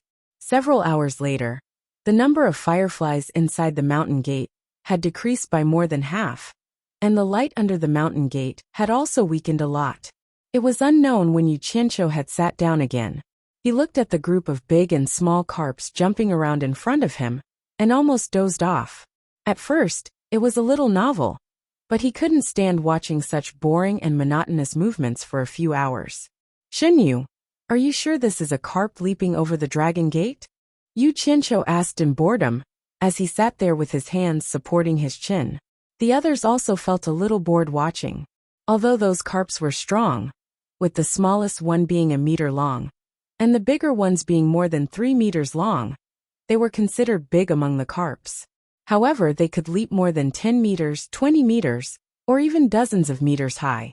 Could they cross the mountain gate that was 100 meters high? Everyone felt that it was a little ridiculous. It was simply a joke for these netherworld river black carps to leap over the dragon gate and transform into dragons. It was better for everyone to leave as soon as possible to avoid wasting time. Of course, Shinyu replied briefly. From his tone, he was still full of energy. Pfft. Yu Qianqiu snorted in disdain and suddenly took out a fishing rod. It was the treasure that he had taken from the Four Islands sect masters. Sangyan Xian looked at the fishing rod in front of him and was stunned. What are you trying to do? Shinyu's attention was also attracted by it. When he realized that Yu Qianqiu had taken out his fishing rod, he immediately exclaimed, "What are you trying to do?" "What am I trying to do?" Yu Qianqiu sneered as if he was saying that it was obvious. Was there a need to ask? He swung the fishing rod in his hand, and a thin white light shot out. It shot into the school of netherworld river black carps that were hundreds of meters away. With a splash, there was the sound of water splashing, along with Shin Yu's exclamation.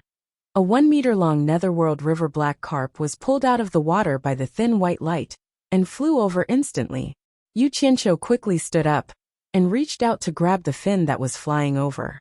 He held the fishing rod with one hand and the netherworld river black carp with the other. Disregarding the water droplets that the struggling carp splashed on his face, he continued to chuckle. What a fat and big carp. I think you can forget about leaping through the dragon gate. How about? I wonder what it tastes like. The group of people in the sky looked down speechlessly. One should know that those who came from the celestial world would be warned by their seniors to abide by one rule, which was to try not to provoke the water race in the netherworld river. However, this guy was too bold. Sangyan Xian was stunned. Yu Qianqiu, what are you trying to do? Let it go quickly. Don't cause any trouble. What trouble can there be? There are millions of netherworld river black carps here. Didn't I just catch a carp? Yu Qianqiu licked his lips.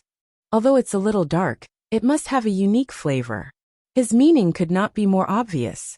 He wanted to taste the netherworld river black carp. Shinyu, who was stunned, immediately came back to his senses and exclaimed, "Great immortal, quickly let him go." Yu Qianqiu stomped his foot on the shell and snorted. When King wanted to eat us, why weren't you so polite? I just wanted to eat a carp of your water race. What are you so anxious about? If you don't want to die, shut up. Wah! Let me go. A child's voice came. Yu Qianqiu's eyes immediately widened. The fin that was in his hand turned into a small, tender arm. The netherworld river black carp that was tied up by the fishing line turned into a little boy wearing a black doo-doo. The little boy had a small braid on his head, and there was an intricately crafted golden chain around his neck. He was currently struggling on the fishing line, looking at Yu Qianqiu with a horrified expression. F***ck.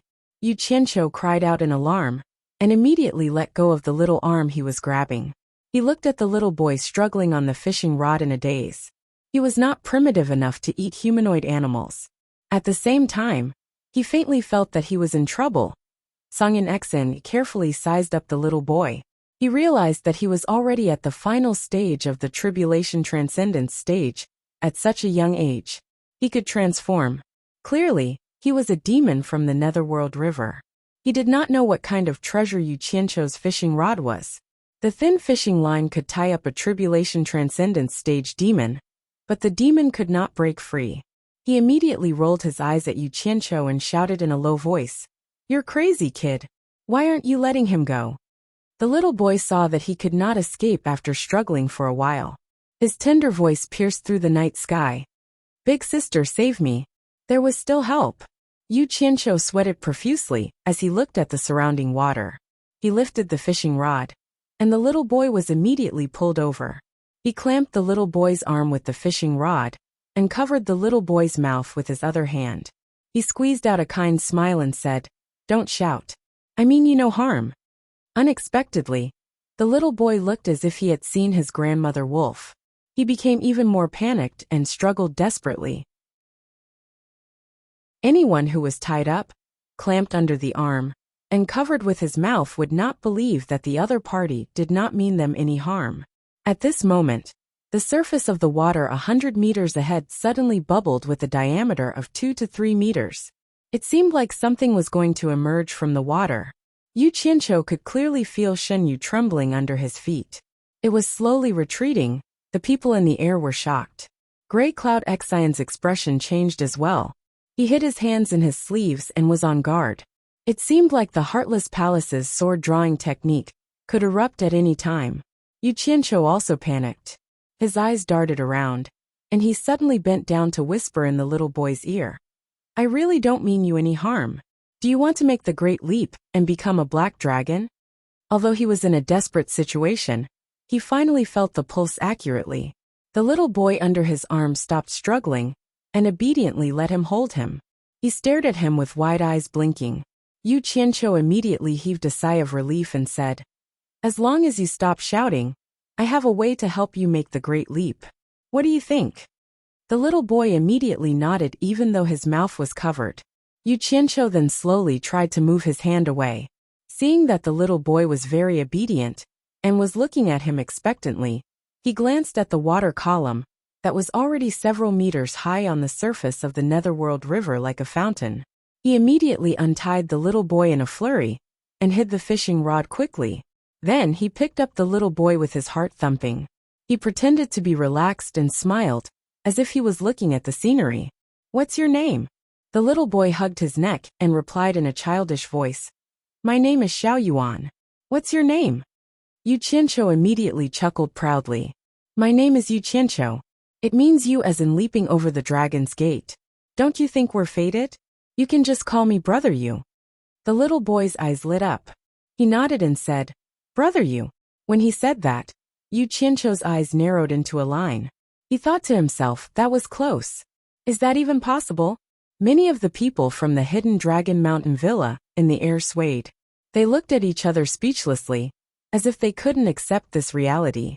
Songyan Xian looked at the little boy who was being intimate with Yu Qianqiu, as if he was looking at an idiot.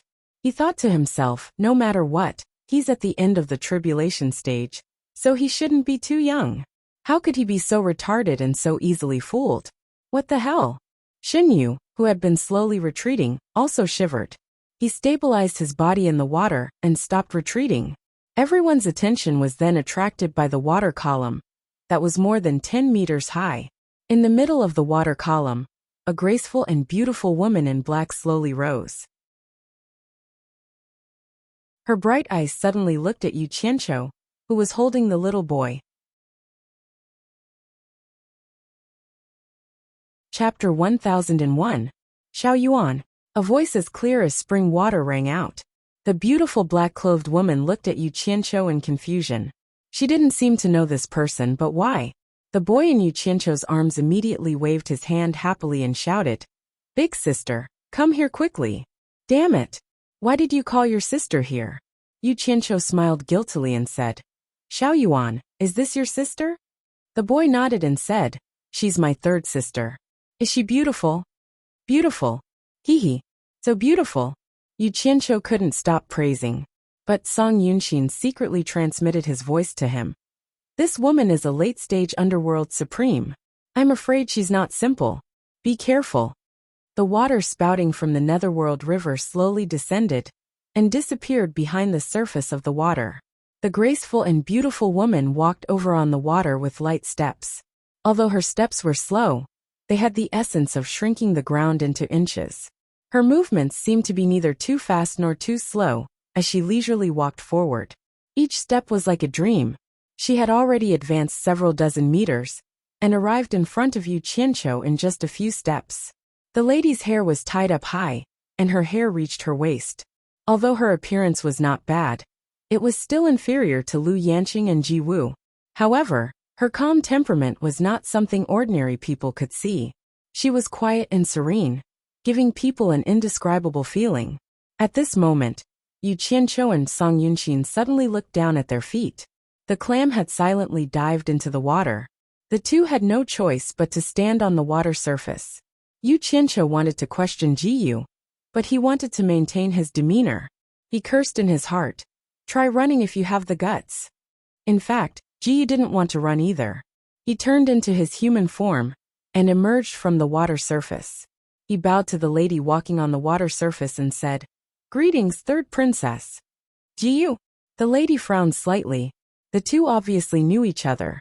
She just didn't expect Ji to turn into his human form. Third princess? Such a big background. Yu Qianqiu and Songyin Xian looked at each other. The woman's gaze then fell on the two of them. When she realized that she couldn't see through their cultivation, she was slightly startled and said, "You two are?" Without waiting for the two to reply, the water in front of them spewed out several water columns in succession. Several good-looking men and women appeared at the top of the water columns. The way they appeared was much more intense than the third princess's appearance. The men and women all had an extraordinary aura. Although the style of their clothes was different, they were all black. Judging from their appearance and behavior, it was obvious that they were of noble birth. They first stared at the mountain gate for a while, then looked around, and saw that the third princess was actually standing together with two people from the immortal world. They were all stunned, especially when they saw that Xiao Yuan was being carried by one of them, and they were even more surprised when they realized that they couldn't see through the cultivation of the two visitors from the immortal world. They all lowered the water heads and flashed over. Shen Yu's face was filled with fear as he bowed repeatedly. "Greetings to the Crown Prince, Second Crown Prince, Third Crown Prince, Princess, Second Princess." He bowed to all of the 5 men and women that came after him. These people have different levels of cultivation, but they are all at the level of a nether lord. I wonder which royal family they are from in the River Styx's water tribe. How impressive! Before Songyin Xian could finish transmitting his voice to Yu Qianqiu, the boy in Yu Qianqiu's arms suddenly shouted at Ji Yu in a childish voice, "I am the 4th Crown Prince of the Li Palace. Why don't you greet me?" Everyone fell silent when they heard this. The people of the Hidden Dragon Mountain Manor and Songyin Xian all looked at Yu Qianqiu with strange gazes. Little did they know that every hair on Yu Qianqiu's face froze. He was speechless. He didn't expect that the fish he had casually caught with his fishing rod would be the 4th Crown Prince of the Li Palace. Now he was even being carried by his father. What a coincidence! Heavens! What kind of joke is this? Xiao Yuan, don't be rude. When father and mother are here, we will punish you for leaving the palace without permission. The third princess who came first shouted. Her words undoubtedly confirmed the child's identity. Xiao Yuan, who was in Yu Qianqiu's arms, pouted, while Yu Qianqiu looked at the child in his arms with a twitching expression. He wanted to cry but no tears came. 7 nether lord experts came, and 2 old fellows were coming. You unlucky child, why did you sneak out without permission? If you didn't sneak out, would I have been able to catch you with my fishing rod? Now he wanted to grab this child and slap him. A disobedient child was too annoying. The most painful thing was that his words just now were to fool this child. How would he know how to jump the dragon gate? If he directly jumped over, with this child's tribulation passing stage cultivation, there would be no problem at all. Not to mention the group of netherlord experts in front of him. How could a mere height of 100 meters stop them? Clearly, there was something else that he didn't know. If he was exposed and he escaped first, who knew if these people would be able to kill Songyin Xian? Yu Qianqiu thought. Jiu Yu's speechless gaze retracted from Yu Qianqiu's face. He bowed to Xiao Yuan and said, "Greetings, 4th Crown Prince." Xiao Yun immediately looked at the third princess who stopped him and chuckled. The boss, who was addressed as Crown Prince by Jiu Yu, looked at Songyin Xian and Yu Qianqiu coldly. He cupped his fists and said, "I am Li Zhong, the Crown Prince of the Li Palace of the Styx River. May I know how to address the 2 experts from the immortal world? I presume you are not nameless people from the immortal world." Before he could reply, there was another movement in the Styx River. The loud noise attracted everyone's attention. Suddenly, a white wave surged into the sky from afar.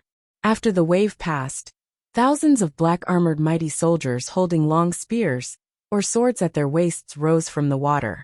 In the middle, there was a sturdy and ugly single-horned water rhinoceros with a splendid carriage on it. 2 dignified and noble-dressed people who looked like a couple sat on it. The 2 armored soldiers who were in the front row waved their long whips in a circle and suddenly shook them. A paw sound rang through the night sky. A group of people immediately rode the waves and came over. It was not a small show. Yu Qianqiu and the others were not fools. They could guess who had come.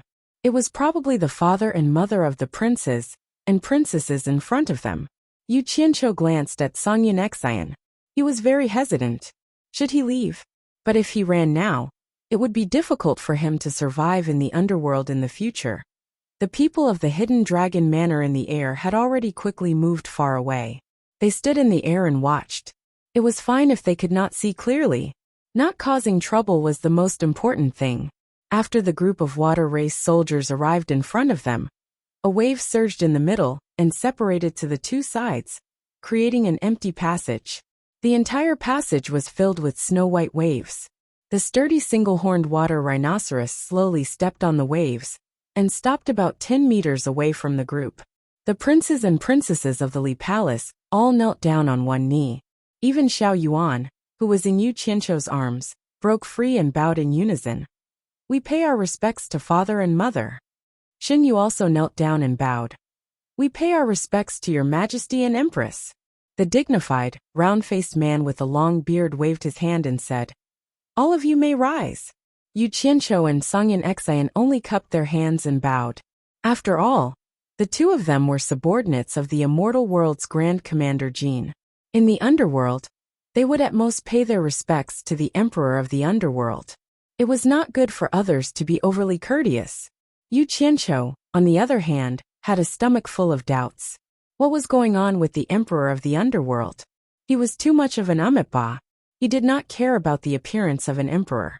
At this moment, the noble lady on the carriage waved her hand and said, Xiao Yuan.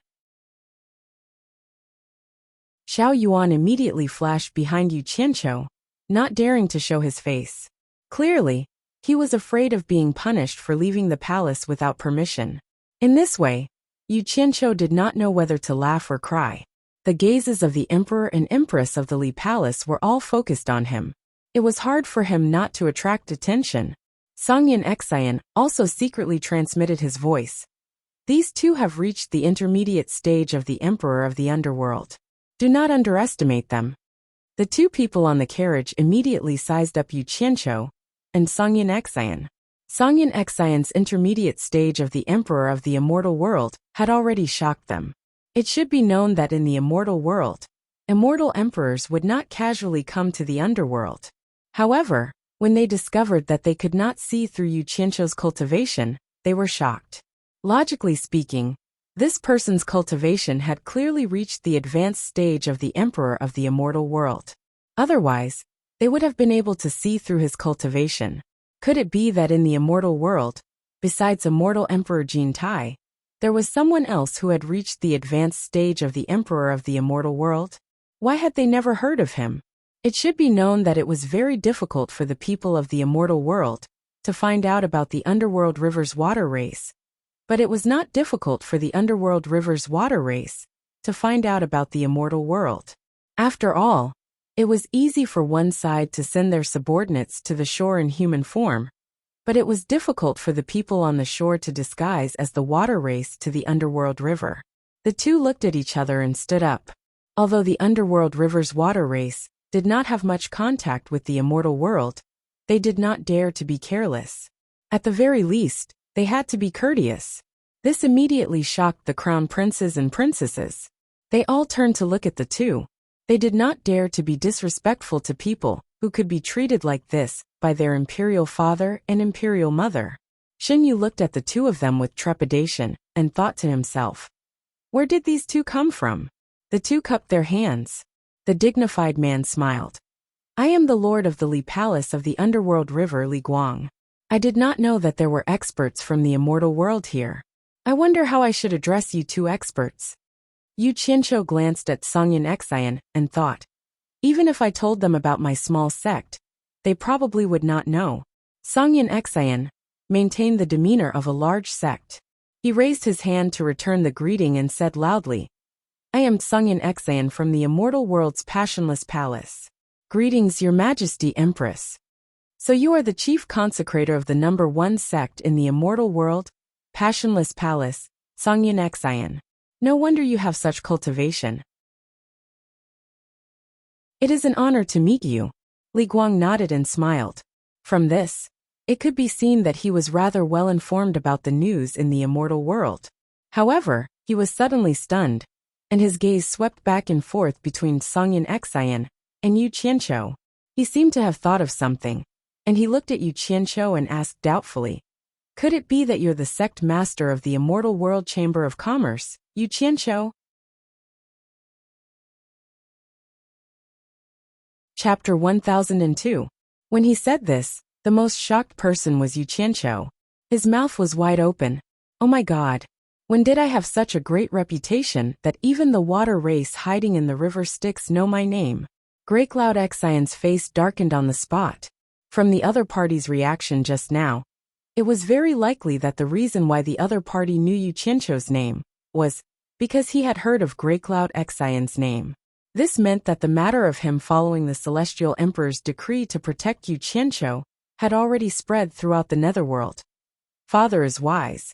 He is indeed Yu Qianqiu, big brother Yu, as in leaping over the dragon gate. Xiao Yuan didn't miss the opportunity to poke his head out from behind Yu Qianqiu and flatter him. Yu Qianqiu tilted his head and glanced at him speechless. "If I had known that you would have a father, I wouldn't have been your big brother Yu." But he still cupped his hands and smiled at Li Guang. "Yu Qianqiu of the Immortal Realms World Chamber of Commerce greets your Majesty and Empress." Actually, after a moment of thought, he also realized that even if the Emperor had heard of him, it was impossible for him to recognize him.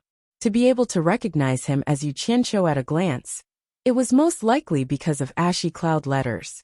The group of crown princes and princesses looked strangely at Yu Qianqiu, then at their father and mother. They had also heard of the World Chamber of Commerce's sect master Yu Qianqiu, who had caused trouble in the immortal realm. But they didn't know how their father could recognize Yu Qianqiu at a glance. What they didn't know was that Li Guang and his wife had received the news about Yu Qianqiu and Ascension Xian just before they set off. This news hadn't had time to spread in the Li Palace yet. Li Guang and his wife looked at each other, smiled faintly, then slowly sat back down. There had long been a rumor in the immortal world that Yu Qianqiu was able to conceal his cultivation level because he had mistakenly consumed some kind of immortal pill. In reality, his cultivation level was nothing special. In this way, the couple's suspicion that Yu Qianqiu was a late-stage Immortal Emperor expert was resolved. With Songyan Xian's mid-stage Immortal Emperor cultivation base, it was not worthy for the couple to stand and reply. In the distant sky, Ding Xiang and the others in the Hidden Dragon Villa could only vaguely see the two parties interacting. As for what they were saying, they could not hear it clearly. At this moment, the fireflies in the empty belly of the mountain gate gradually scattered under the sound of the fish jumping in the water. The gazes of all the aquatic creatures turned in that direction, and the atmosphere instantly changed. Grey Cloud Xian's face tensed up as he looked over. Yu Qianqiu looked around in confusion, wondering what was going on. As the last Nether River black carp leaped up, the last wandering firefly was devoured, and the last ray of light in the belly of the mountain was extinguished. In an instant, not a single ray of light could be seen on the surface of the river, and only the sound of the surging water could be heard. Rumble! There was a deafening rumble, and more than a dozen bolts of purple lightning flashed in the sky, illuminating the world with a purple haze. The strangest thing was that the bolts of purple lightning did not disappear after they appeared. Instead, they kept flashing and changing into arcs. The bolts of purple lightning formed a circle, spiraling continuously in the dark sky. Moreover, it spun faster and faster, until it was like a rotating purple light. Yu Qianqiu was slightly startled. He felt that this spiraling purple light was like a teleportation gate from the immortal world to the netherworld. Could it be that something was coming to the netherworld from another space? On the towering Minghuang Mountain surrounded by the 5 peaks. Inside the simple yet magnificent, sacred yet mysterious Minghuang Royal Harem, a small building stood in the middle of a secluded forest. The attic on the second floor had an open window, and the only light inside came from the fireflies crawling on the roof. Looking out from the attic, one couldn't see the sun, moon, or stars, but there were many fireflies in the secluded forest, like stars in the night sky. Everything seemed so quiet and tranquil. The night wind blew, and the silver-armored 1,000 soldiers' long hair fluttered. He was wearing a silver armor, and his face was full of stubble. He was silently looking at the slowly crawling stars in the secluded forest, and no one knew what he was thinking. Suddenly, the sound of a paper scroll being pulled came from the attic, and then a gentle voice sounded, "Thousand Soldier, have you recovered from your injury?" The white-robed scholar didn't even raise his head. After pulling the paper scroll, he added ink to the brush in his hand. He gently put one hand behind his back, and the other hand held the brush and added ink to the paper scroll. The silver-armored thousand soldier slowly turned around and walked to the side of the scholar.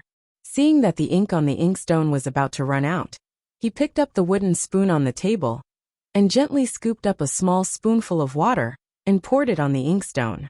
Then he put the wooden spoon back into the basin and picked up the ink on the inkstone. With a slight rustling sound, he helped the scholar grind the ink on the inkstone. While grinding, he said, "My injury is healed, but the shock in my heart is still not gone. Yes, I am also very surprised. I didn't expect such an expert to appear in the human world. It is really unimaginable. This person is indeed not simple." As the scholar said this, the tip of the brush in his hand suddenly started to delicately sculpt. The thin face of an old man in a green robe appeared vividly under the tip of the brush, and the drawing was very realistic. It was by Changchun, whom Yu Qianqiu had been searching for so long without any news of him. The content of the painting was majestic, and the order of the content was by Changchun defeating the silver-armored thousand soldier. Then it was the fierce battle with the four netherworld generals. The content of the painting was the scene of the scholar fighting with Bai Changchun. "I didn't expect him to be able to escape from your hands." The silver-armored thousand soldier paused and looked at the painting. He carefully ground the ink and said, "To be able to have you paint for him, he died with honor." Died? The brush in the scholar's hand stopped, and then he shook his head and continued to paint. "Perhaps. Do you suspect that he didn't die?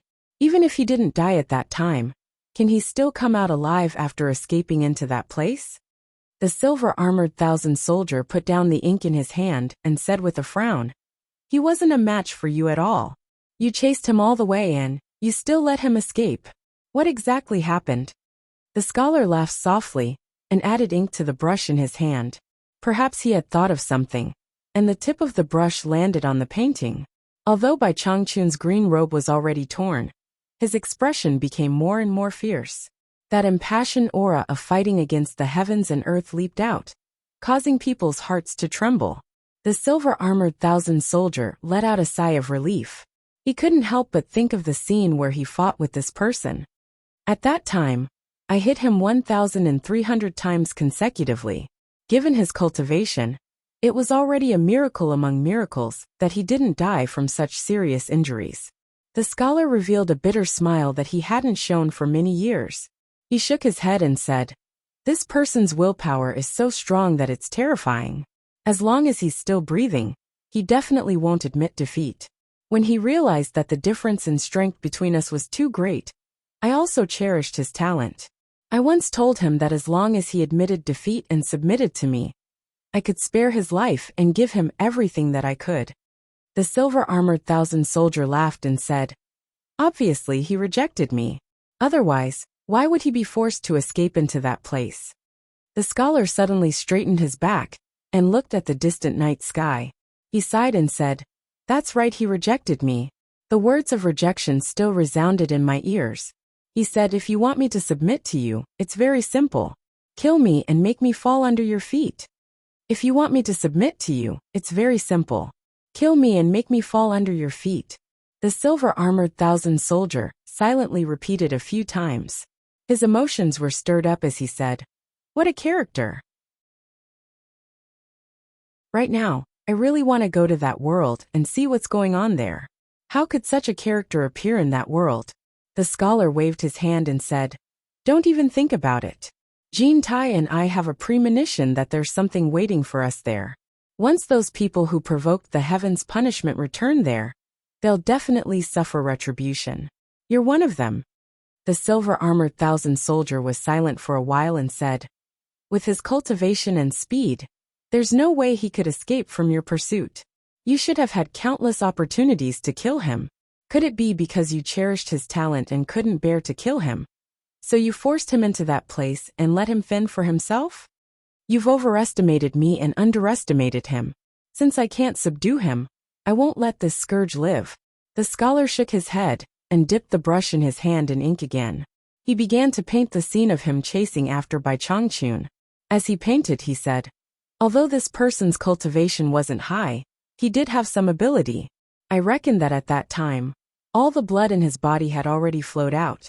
But he stubbornly held on, and would rather die than surrender. He wouldn't give up until the end. While he was escaping, he released a portion of the celestial essence in his body. After the golden arcs formed by the celestial essence fused with the heaven and earth, a strong gale suddenly rose between heaven and earth. The gale was like a strong wind, pushing him to escape, but at the same time, it blocked my pursuit. In such a situation where he couldn't stop me, countless shocking thunderbolts appeared between heaven and earth. I chased him all the way, and the countless thunderbolts bombarded me all the way. That's not all. In the end, all kinds of extreme phenomena such as snow, rain, wind, frost, and thunderbolts appeared one after another to help him escape. I couldn't help but suspect that it was the heavens' punishment. Even thinking about it now makes my scalp tingle. How could this be? This was the first time the silver-armored thousand soldier had heard of such a strange thing. He was stunned and said, could it be that this person's cultivation method can borrow the power of heaven and earth? I'm afraid so. The scholar smiled bitterly and said, I can feel that the power of heaven and earth moved according to his stubborn will. It followed him all the way, but it made things difficult for me. If not for this, how could he have escaped from me? However, the price he paid was also huge. The moment he barged into that place, I could feel that his cultivation was almost exhausted. His blood was drained, his cultivation was exhausted, and he was only left with one breath. After barging into that place, no matter how powerful he was, I'm afraid it would be difficult for him to survive. But when I said that he would die a glorious death, why did you say maybe? The silver-armored thousand soldier tilted his head and stared at him. Even though he was injured to this extent, you still don't dare to believe that he will die? Previously, I thought that he would definitely die, but later, after the Holy Maiden returned from the human world, I accidentally thought of asking the Holy Maiden to perform a divination for that person, to see if he was dead or alive. Chapter 1003. Saintess. Silver Armor Soldier was surprised. Could it be that the Saintess has deduced that the person is not dead? No. The scholar's expression showed a hint of helplessness as he focused on the tip of the brush. The Saintess refused to deduce this person, so I can't force her. Don't you think this is strange? If that person is dead, why would she refuse to deduce? The realm that the Saintess returned to is the realm where that person is. Maybe the Saintess already has an idea about that person.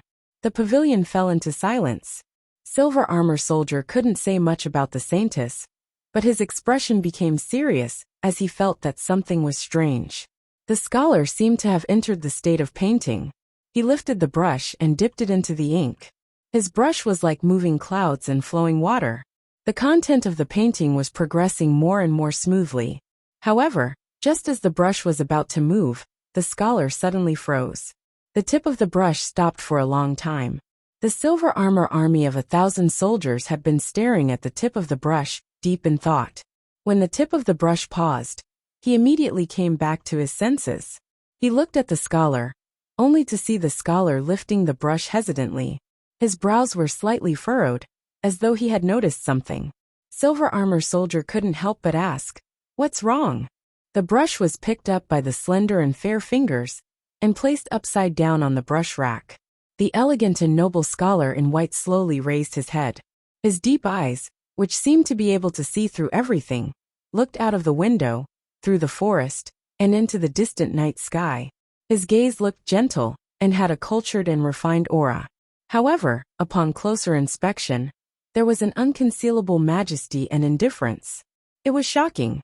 The scholar's slightly closed lips slowly opened and said indifferently, "It's the Dragon Transformation Sect." Dragon Transformation Sect? Silver Armor Soldier was startled. He didn't notice anything strange, and looked out the window. Are we going to summon the Nether River Black Carps to leap through the Dragon Gate again? It should be. I haven't seen it for a long time. I wonder if any Nether River Black Carp will obtain the great opportunity to transform into a dragon. The scholar turned to Silver Armor Soldier and smiled. This is a rare opportunity. We can't miss it. Shall we go take a look? There was no need to say anything. The two of them had known each other for many years, and could understand each other with just a look. The two of them turned into a streak of white light, and silently passed through the window. In the blink of an eye, they disappeared into the endless night sky one after the other. Several fireflies that were climbing upside down on the roof of the attic to illuminate the place immediately fell down, flapped their wings, and flew out of the window. Through the window, the attic immediately became pitch black. In the sky above the dragon transformation sect, the 10 over purple lightning were still spinning like a top, giving people a dazzling and blurry feeling. However, it caused the people below to willingly watch without blinking. Hiding behind Yu Qianqiu, little Yuan, who was grabbing his robe with his small hands, also stuck out his head and stared at the sky without blinking. However, Yu Qianqiu felt uncomfortable all over. The two little hands were tugging at his clothes from behind. It felt like there were two weights hanging on his clothes. The collar of his clothes was being strangled by the little fellow behind him. It was abnormally awkward. Damn it! Why are you so nervous?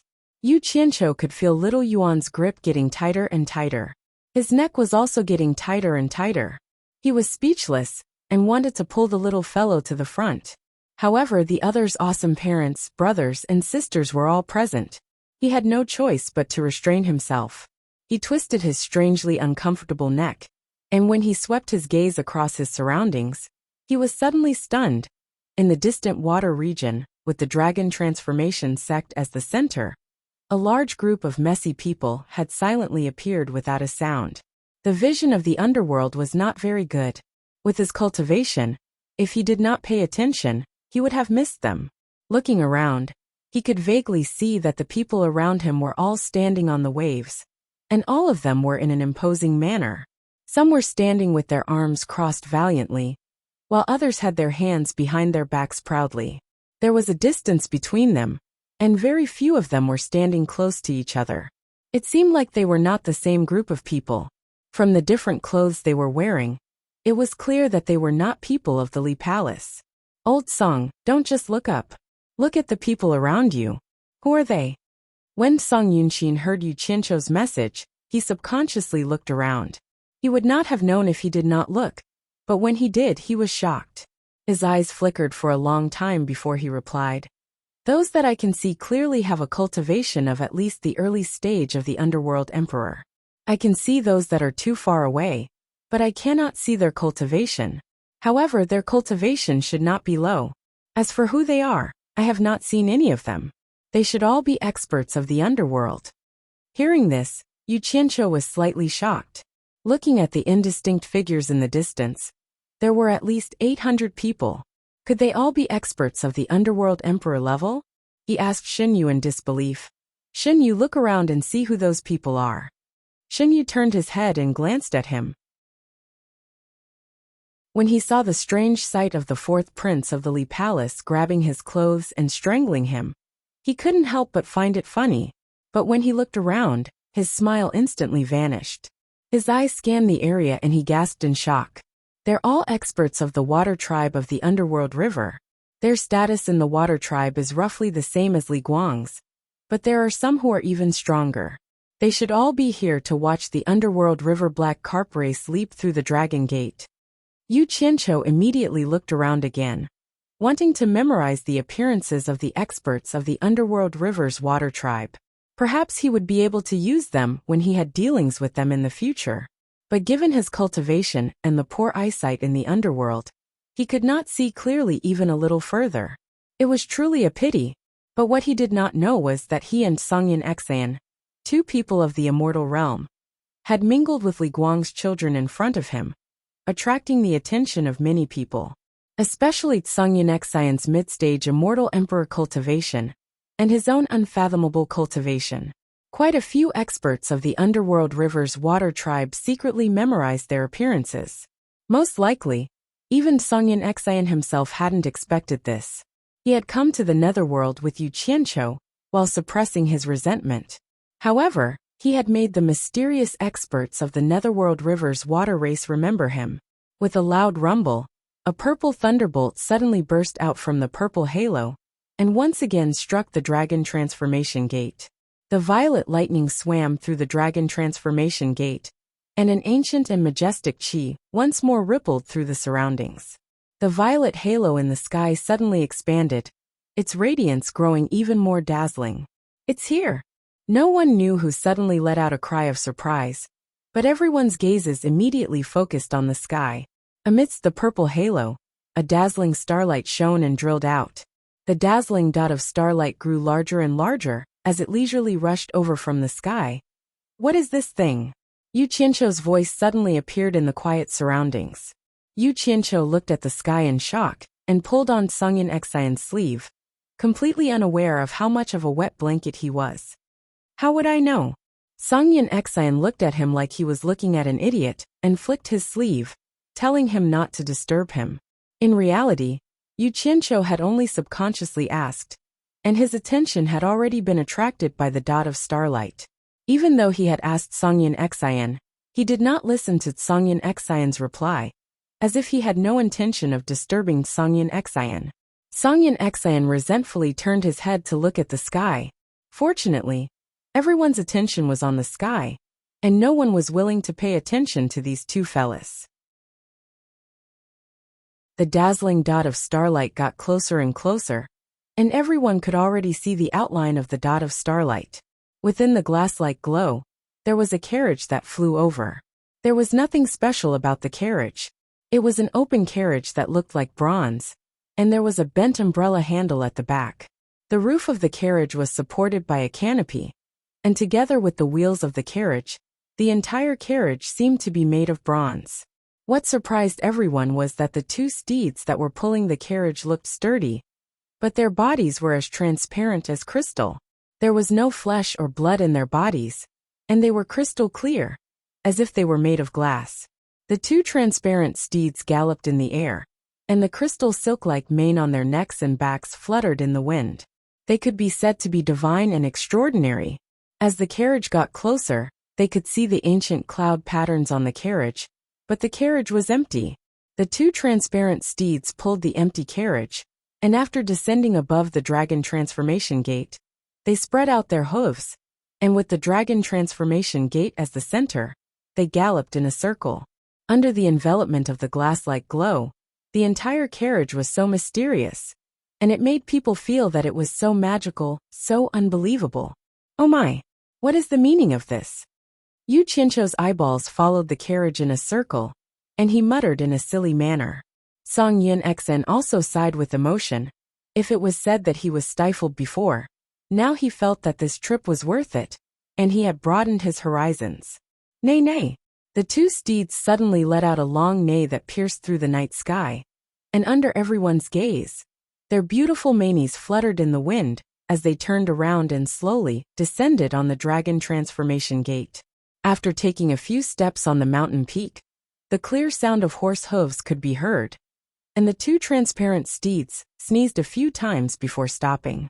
Just at this moment, the glass-like glow that enveloped the carriage suddenly exploded with light and illuminated the entire night sky, causing everyone to not dare to open their eyes. When the light weakened and everyone opened their eyes, they saw that the glass-like glow on the carriage had already enveloped the entire dragon transformation gate. The 100-meter-tall mountain that towered over the underworld river emitted a glass-like glow, and everyone could clearly see every corner of the mountain. It was abnormally dazzling, and people could not help but sigh in admiration. This was truly worthy of being the legendary dragon transformation gate. "Pa-pa!" Two whips sounded out, and after the two vanguards of the Li Palace waved their braids, the Li Guang couple had already flashed to the surface of the water, and the couple unhesitatingly knelt on the surface of the water. As the couple knelt, all the members of the Li Palace, from top to bottom, knelt towards the dragon transformation gate. Even Xiao Yuan, who was behind Yu Qianqiu, sensibly flashed out, and joined his brothers and sisters in kneeling down. Under the lead of the couple, all the members of the Li Palace respectfully and devoutly began to kowtow 3 times, and kowtow 9 times on the surface of the underworld river.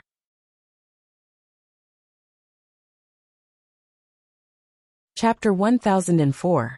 At this moment, all eyes were focused on this sacred and solemn scene. Other than the members of the underworld river's water tribe, standing on the surface of the underworld river, there were also quite a few experts hidden in the darkness watching this scene from the dark night sky. Everyone might argue or fight over other matters, but today, the main character of this scene belonged to the Li Palace Black Carp clan of the water tribe of the underworld river. No one dared to raise their glory, because this was the glory that the ancestors of the underworld river Black Carp clan had exchanged for with endless blood, tears, and suffering. It was a glory that would benefit their descendants for generations to come. The ancient dragon gate that stood in the middle of the underworld river, the Pegasus that pierced through the sky, all of them spoke of the vicissitudes of history that had passed countless years ago. As the descendants of the later generations, they had no way to repay the kindness that their ancestors had accumulated through blood and tears. They could only worship with excitement and piety. As someone who did not know of this past event, Yu Qianqiu only felt that this group of people were really boring. Wasn't it just a carriage that pierced through the sky? Was there a need to pay such great respects? While he was disdainful, he was also somewhat glad that he had finally gotten rid of that unlucky child. He loosened the lapels of his clothes and pulled them up, feeling much more comfortable. But what made him not know whether to laugh or cry was that after this group of water tribe members paid their respects and stood up, little Yuan once again rushed over, his small face flushed with excitement. He once again tightly grabbed onto Yu Qianqiu's robes, as if he was afraid that he would run away. His robes had been pulled askew again. This was really damaging to his image. There were also beauties present. Yu Qianqiu was speechless. He secretly tried to pull back, but little Yuan refused to let go, as if he had his eyes set on him. Helpless, Yu Qianqiu could only let him do as he pleased. Because at this moment, Li Guang's tiger eyes were wide open, and he was excitedly sweeping his gaze over his subjects. It was not convenient for Yu Qianqiu to let him see that he was bullying his son. His hand that was secretly trying to snatch little Yuan's robes loosened, and the collar of his robes tightened around his neck again. Other than fuck, Yu Qianqiu had no words to describe his current mood. The grace of our ancestors extends to our descendants for generations to come. Since ancient times, we must not neglect the kindness of our ancestors. We must follow it from generation to generation. Li Guang's agitated voice rang out, his tiger-like eyes glowing red from excitement. He looked around at the members of the Li Palace and said, "I, the Black Carp race of the Nether River, await your instruction." As long as they had tried it the last time, they would avoid it. Those who hadn't tried it before, but felt that they had the strength to do so, could give it a try. However, the ancient teachings must be kept in mind. After this attempt, if you fail, you will lose the chance to try again. Please consider for yourself whether or not you should wait for the next time to try again. With that said, he waved his hand. Papa. 2 whipping sounds immediately rang out, and a large area of water around the dragon transformation sect immediately became strange. The water waves stirred, and countless Nether River black carps swam from the bottom of the water to the surface. Their dorsal fins and tails were everywhere, moving on the water surface. All eyes were focused on this area of water. Many of the Nether River black carps hesitated for a while. Many of the smaller ones, perhaps feeling that they did not have the confidence to leap over the dragon gate, calmly sank back into the water after their excitement. These were the majority. There were still several hundred left, but all of them were at least 5 or 6 meters long. Just their backs that stuck out of the water was a long line. At this moment, the side of the dragon transformation sect facing Li Guang, and his wife was also the side Yu Qianqiu, and the others were standing on. The several hundred massive Nether River black carps suddenly parted, their enormous backs sticking out of the water forming 2 long lines. leaving a 10-some-meter wide channel in the middle. The black carp at the very end swam out of the formation and quickly swam to the front of the channel. It turned around, paused in the water, and suddenly broke through the waves like a shuttle. In an instant, it was dozens of meters away from the dragon transformation sect. With a schwa sound, its 5-meter-long body fiercely shot out of the water, and with a slight angle, it directly shot towards the dragon gate. This action, not only Li Guang and the other water races, even the usually indifferent Yu Qianqiu became worried. He hoped that this black carp would leap over the dragon transformation sect, and then witness the legendary scene of transforming into a dragon. Even Xiao Yuan, who was behind him, excitedly grabbed onto Yu Qianqiu's robe. Yu Qianqiu immediately cursed his ancestors in his heart. His neck being strangled was a small matter, but having his clothes torn in front of everyone was too unsightly. However, it was not good to scold him, much less use his hands or feet to kick him. His sullen waist slowly bent as his clothes were pulled. That black carp that was swimming towards the glazed light that enveloped the entire dragon transformation sect seemed to be swimming against the current of a waterfall, its body agilely swaying in the light as it swam upwards. Yet, when it was not even halfway up the river, its speed of ascension became slower and slower. Its body began to move more and more rapidly, as if it wanted to swim upwards with all its might. However, after advancing 2 or 3 meters, it was unable to advance any further. After a stalemate in the light for a while, it finally regretfully fell down. Amidst the sounds of regret, its enormous body smashed into the surface of the Nether River with a dong sound and disappeared into the water, never to come out again.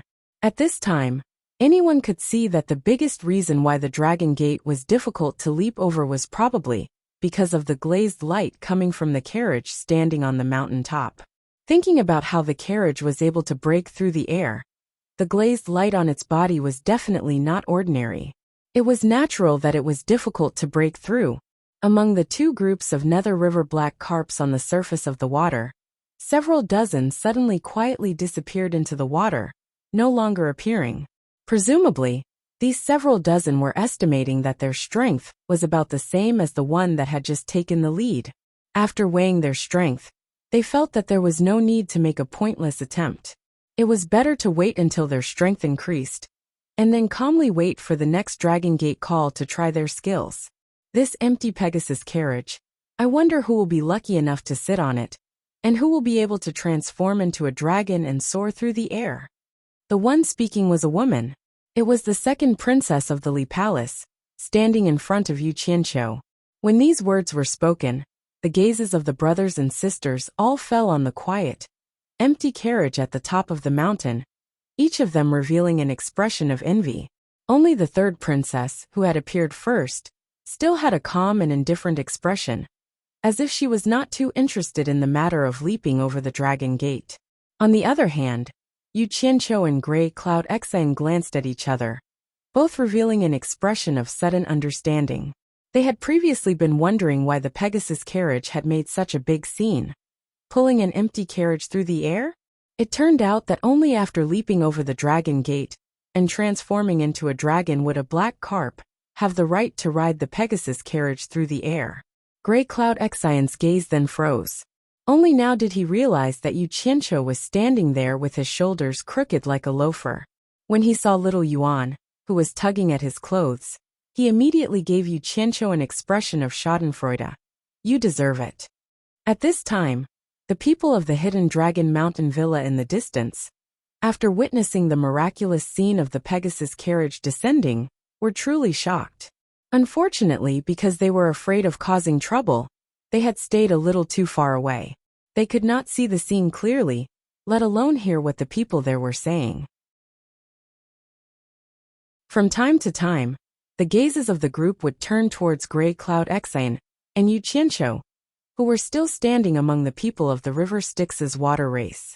They could not help but admire the extraordinary courage of these two. It was truly a great pity that they could not stand close enough to clearly see such a spectacle.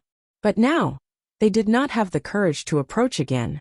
Not to mention the numerous experts of the River Styx's water race on the surface of the water, Even in the sky, they could vaguely see experts hiding.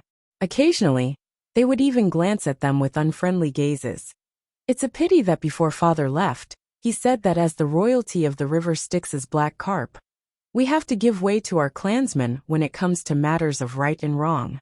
We can only be ranked last. The first princess sighed slightly, her expression somewhat unwilling.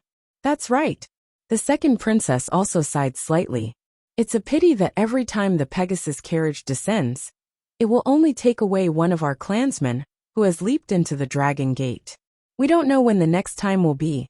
I heard that there was once a clansman who succeeded in leaping into the Dragon Gate before our royal family. In the end, we, the members of the royal family, did not even have the chance to try. Yu Qianqiu and Song Yun, whose shoulders were tilted and whose movements were strange, looked at each other with confidence. The two of them exchanged glances, thinking that they had learned another secret. It turned out that the Pegasus carriage would only take away one person who succeeded in leaping into the Dragon Gate each time.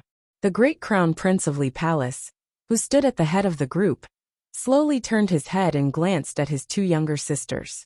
He coldly snorted and said, "It seems that my two younger sisters are certain of victory in this Dragon Gate leap. Since you're confident, you can charge out and try. Once you leap into the Dragon Gate, not even father can stop you. I'm afraid that you're still worried that you won't succeed, and will be severely punished by father afterwards." His tone was somewhat unkind.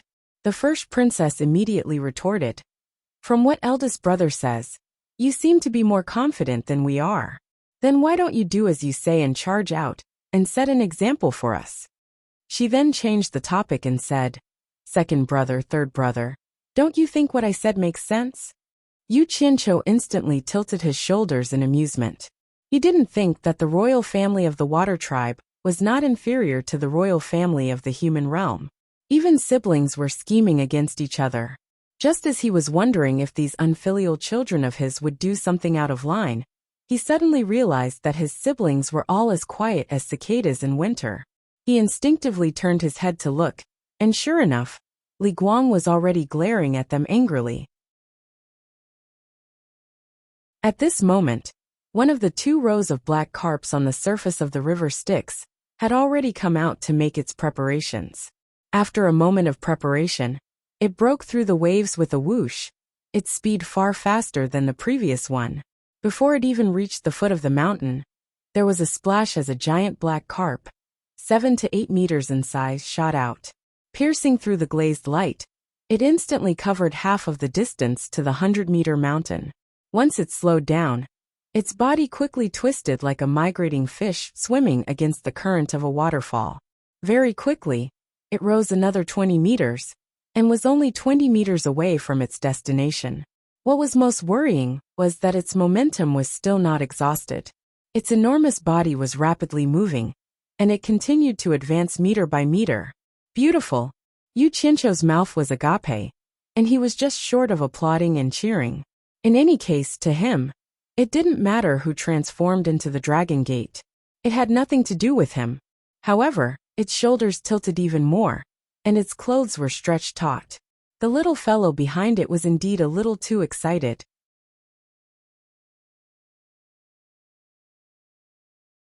Chapter 1005. Why was he so excited? Yu Qianqiu could tell from the strength and rhythm of the kid's tugging that it was as if he wasn't tugging at his clothes, but the fish tail that was trying its best to reach him.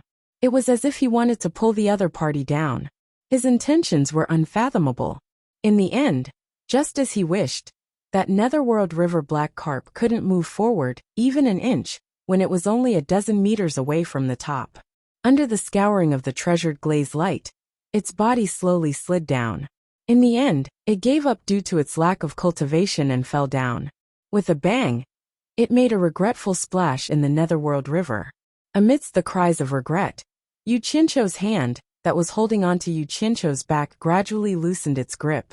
Everyone could now see that the colored glazed light, enveloping the dragon transformation gate, exerted greater pressure the closer one got to the top. It was difficult for those without great abilities to reach the top and become a dragon in one leap. This colored glazed light undoubtedly had a screening function. Not every Nether River black carp could pass its test. Although this Nether River black carp had failed, the fact that it was only a dozen meters away from the top made the other Nether River black carps below excited. They all saw the hope of success. It still started from the back. A Nether River black carp swam close to Li Guang. After making some preparations, it broke through the waves like an arrow released from a bow. As it neared the dragon transformation gate, it vigorously leapt up. Its 7 or 8 meter body was about the same size as the previous one, and its speed and strength were not any weaker. It resisted the enormous pressure exerted by the colored glazed light, and soared up, fighting against fate. Damn it! It's here again. Yu Qianqiu felt like he was going to go crazy. Xiao Yuan's demonic claws were using the 1,000 catty drop on him again. He now hated himself for being so gluttonous that he had thrown out his pole to catch this demonic star to torture himself. People said that one would stink if they didn't eat mutton. He was a Nether River black carp who didn't eat mutton and got stink. Coming to the netherworld was truly retribution. Looking at the surface of the Nether River, there were still more than 200 Nether River black carps lining up to leap through the dragon transformation gate. These 200? I can't take it anymore. I can't take it anymore. Yu Qianqiu's gaze swept around, finally landing on the Li Palace's third princess who happened to be standing right in front of him. Recalling the scene of him grabbing that rotten little child and asking for his sister to save him, his eyes instantly lit up. There was no doubt that the third princess still had a place in the fourth prince's heart, so he should be able to discipline her. Third princess, here behind you. Hee. The Li Palace's third princess, who was currently looking up at the black carp leaping through the dragon gate, heard someone's voice and looked left and right. When he finally turned around, he immediately saw Yu Qianqiu smiling bitterly at him. Yu Qianqiu stood there with his body askew. His movements were abnormally awkward because his robe was being pulled by his younger brother. The third princess immediately turned around and nodded apologetically at Yu Qianqiu. She then glared at her brother who was staring at the dragon transformation sect and whispered, "Little Yuan, don't be rude." Xiao Yuan looked at his sister blankly, not knowing where he had gone wrong.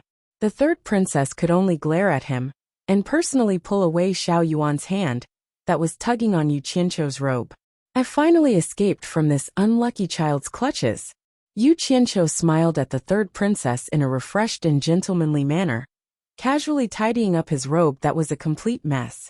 The third princess pulled Xiao Yuan's hand, frowned and reprimanded him in a low voice. "Stand in front of me." "No, I want to be with brother Yu." Xiao Yuan's attitude was very stubborn, as if he was determined to be with him for the rest of his life. His other hand once again grabbed onto Yu Qianqiu's robe. Yu Qianqiu was not prepared at all, and stumbled from the tug.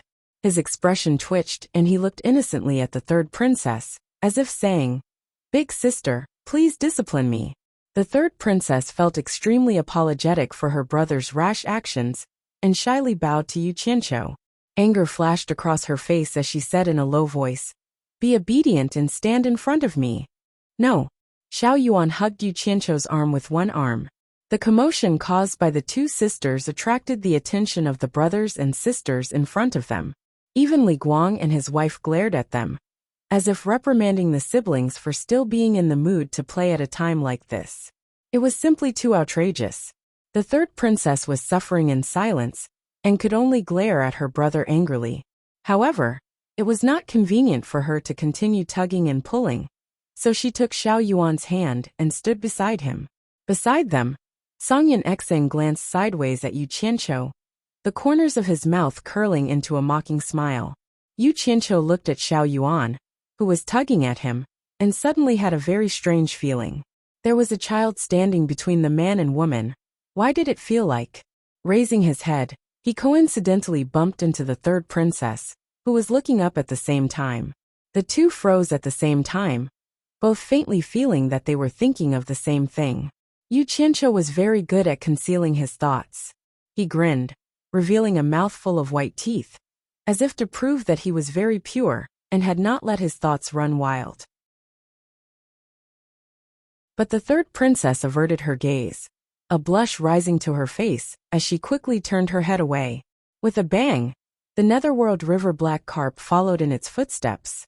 Just like the previous one, it failed on the verge of success when it was only 10-some meters away from the top. Soon after, 3 or 4 Nether River Black Carps, which were also 7 or 8 meters in size, attempted to leap over the Dragon Gate, but all of them failed when they were only 10 meters away from the peak. This short distance of 10 meters seemed like an insurmountable moat, causing the Lee Palace's members to sigh in regret. Just as these Netherworld River Black Carps failed, over 100 similar Netherworld River Black Carps quietly disappeared from the 2 lines on the surface of the Netherworld River. It was obvious that they had retreated in the face of difficulties. In truth, this was a wise move. Retreating in the face of difficulties and waiting for an opportunity to try again might give them a greater chance of success. However, no one dared to guarantee when the next opportunity would appear. This was also the main reason why everyone was so anxious to try when an opportunity presented itself. At this moment, there were only 100 or so black carps left on the surface of the river, and they were naturally all of extraordinary strength. Strangely, their formation had fallen into disarray. The school of black carps had gathered together, as if discussing something. Not long after, the princes and princesses standing in front of Yu Qianqiu all paled. The first princess said in a low voice, "Not good, the Prime Minister is about to act." The school of Netherworld River Black Carps retreated to the side, leaving behind the largest Netherworld River Black Carp that slowly swam in front of Li Guang. Li Guang gave a slight nod, as if silently agreeing to something. Only then did the black carp turn around and begin its preparations. A moment later, a dorsal fin noiselessly swept across the surface of the water. As soon as it reached the bottom of the Dragon Transformation Gate, a huge black carp over 20 meters long charged straight into the colored glass light. It quickly soared to a height of 60 to 70 meters, then began its second wave of strength. In an instant, it had reached a height of 80 meters, but its momentum did not stop there, and it directly broke through the height of 90 meters. "Good!" Li Guang yelled and excitedly clapped his hands. Everyone stared nervously at the giant figure, watching it approach the peak bit by bit. Although its speed was getting slower and slower, the frequency of its head and tail swaying was getting faster and faster. It was getting closer and closer meter by meter. When they were less than 5 meters away from the top of the mountain, the 2 Pegasi that were dragging the carriage on the top of the mountain suddenly leaped up and stood up on their hind legs. They shook their crystal silky manes and let out a long neigh. The colored glass light that enveloped the entire mountain suddenly overflowed with flowing light and became denser. The huge Netherworld River Black Carp's body paused in the colored glass light, and it even showed signs of slowly pressing down. However, the Prime Minister, who could make the princes and princesses change their expressions, was obviously not an ordinary Netherworld River Black Carp's strength. It slowly swayed its head and tail again, and its dark scales suddenly erupted with a dark light. It resisted the colored glass light and slowly climbed up again. There was only 4 meters left, 3 meters, 2 meters left. Everyone held their breaths and focused, witnessing the miracle that was about to happen. The 2 Pegasi on the peak also lowered their heads and looked at him. The distance between them was only 2 meters, but it was this distance that the Prime Minister actually stopped and could not advance any further. All the Netherworld River Black Carps felt their hearts leap to their throats. There were only 2 meters left. The Pegasi were already very close. "Ah!" The Prime Minister suddenly let out a muffled groan of pain. His body, which was frozen in the glazed light, began to tremble, and one of the large black scales on his body suddenly fell off and was sent flying by the glazed light. From this, one could see just how much pressure he was under. All the members of the Lee Palace's water tribe paled. But this was only the first scale. As he continued to remain in a stalemate, a second scale slowly fell off and was sent flying. Then a third, a fourth. In a few moments, 10-odd scales fell off one after another and dark blood began to seep out. But the moment the blood appeared, it was immediately vaporized by the colored glass light. Those who did not know what was going on were momentarily stunned. It turned out that not only could this colored glass light exert immense pressure, it was also abnormally hot. Just when more than half of the scales on his body had fallen off, the trembling Prime Minister suddenly let out another groan of pain. This heavy groan of pain echoed through the pitch-black sky. His body exploded with a dense black light. His head and tail began to slowly sway back and forth as his body began to rise once more. 1 meter. Just when his massive head was about to reach the peak of the mountain. Good. Cheers of success erupted from below. Suddenly, the Prime Minister's head tilted to the side, and his eyes lost their light. Starting from his gigantic head, cracks began to appear, and his body immediately lost its mobility. As he fell, his gigantic body, which was more than 20 meters long, began to break into pieces. His bones and flesh flew out and scattered all over the place. The crowd could only watch as he was transformed into flying ash by the colored glass light, annihilated, until not even a speck of his remains remained. Prime Minister! Li Guang cried out in alarm. All the members of the Li Palace's water tribe were speechless. The various water tribe experts watching from a distance all sighed and sighed. This Prime Minister of the Li Palace was far too eager to show off. He had already surpassed the limits of his strength. So why did he need to put on a brave front and throw away his life?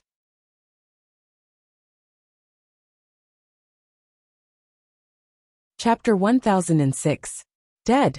Yu Qianqiu speechlessly looked at the sorrowful Li Palace water tribe. In his last life, he had heard of the carp leaping over the dragon. It seemed like a very cool legend, but he didn't think that such a cool thing would also have life-threatening dangers. TSK. As he sighed, Yu Qianqiu felt the small hand holding his arm tremble.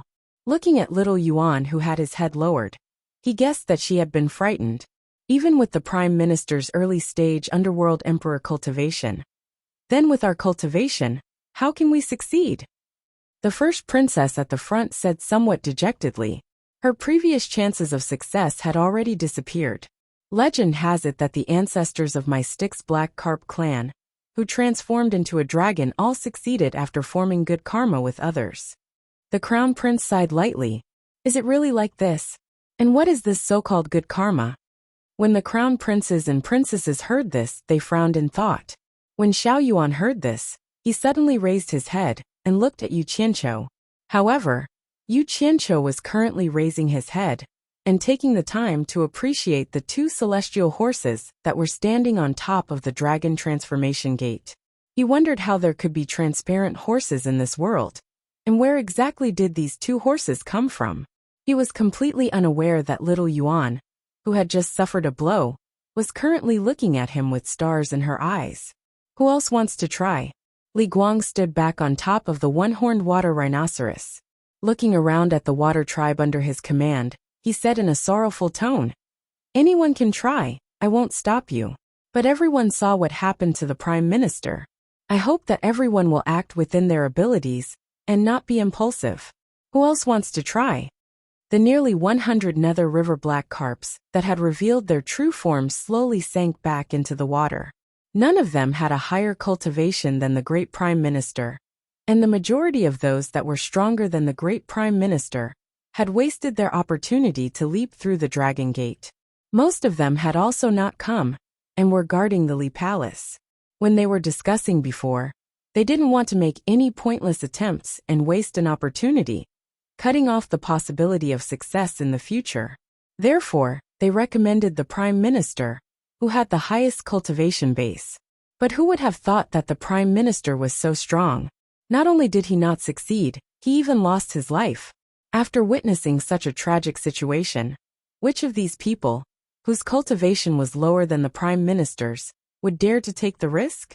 He could only watch from afar and shrink back.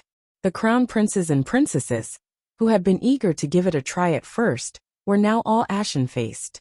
No one said anything about the imperial family anymore. They realized that in the face of life and death, everyone was equal. He.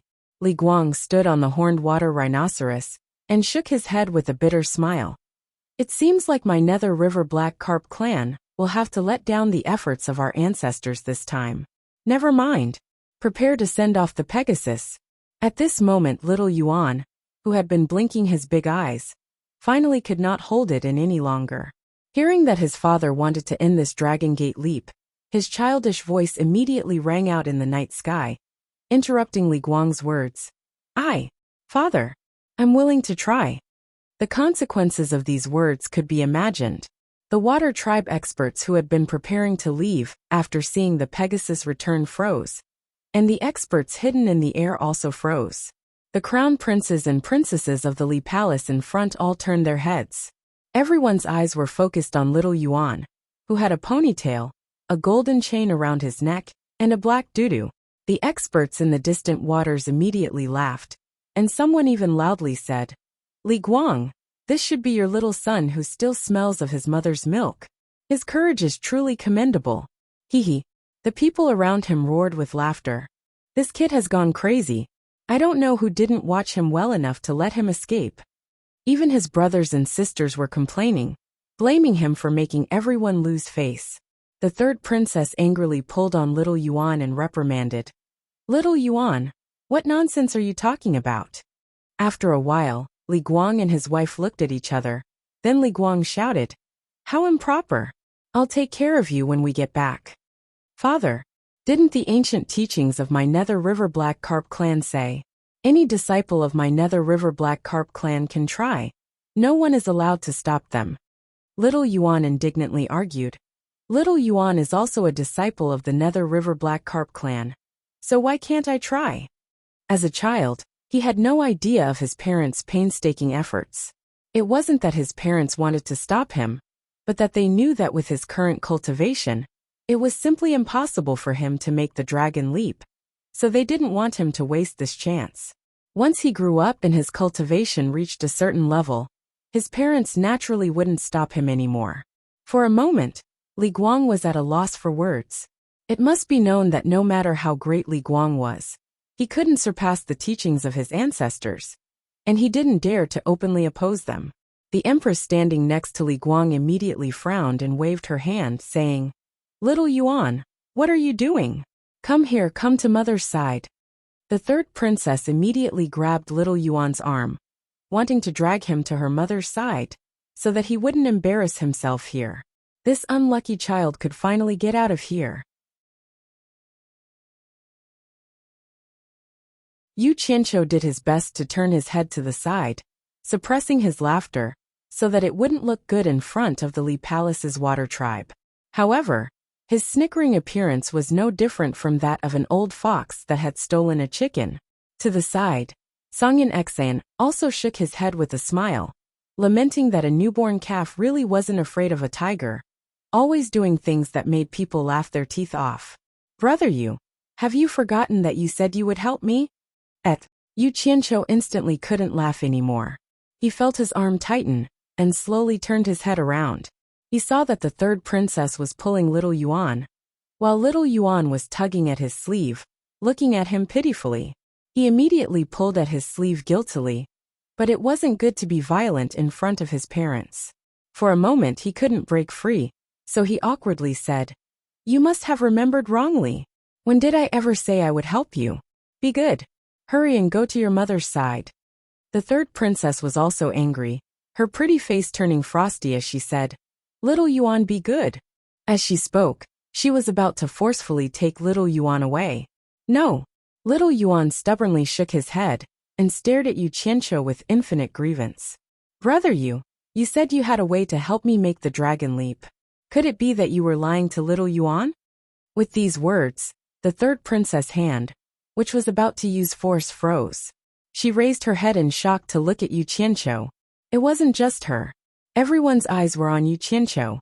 The white-clothed scholar, who was hidden in the darkness, was mostly focused on the Pegasus carriage of the dragon transformation sect. Nothing else could attract his attention. At this moment, the silver-armored soldier next to him suddenly exclaimed, Who is this person? I can't even see through his cultivation. When did the immortal realm have such a powerful person? Which one? The scholar asked faintly, and looked in the direction that the silver-armored soldier was pointing at.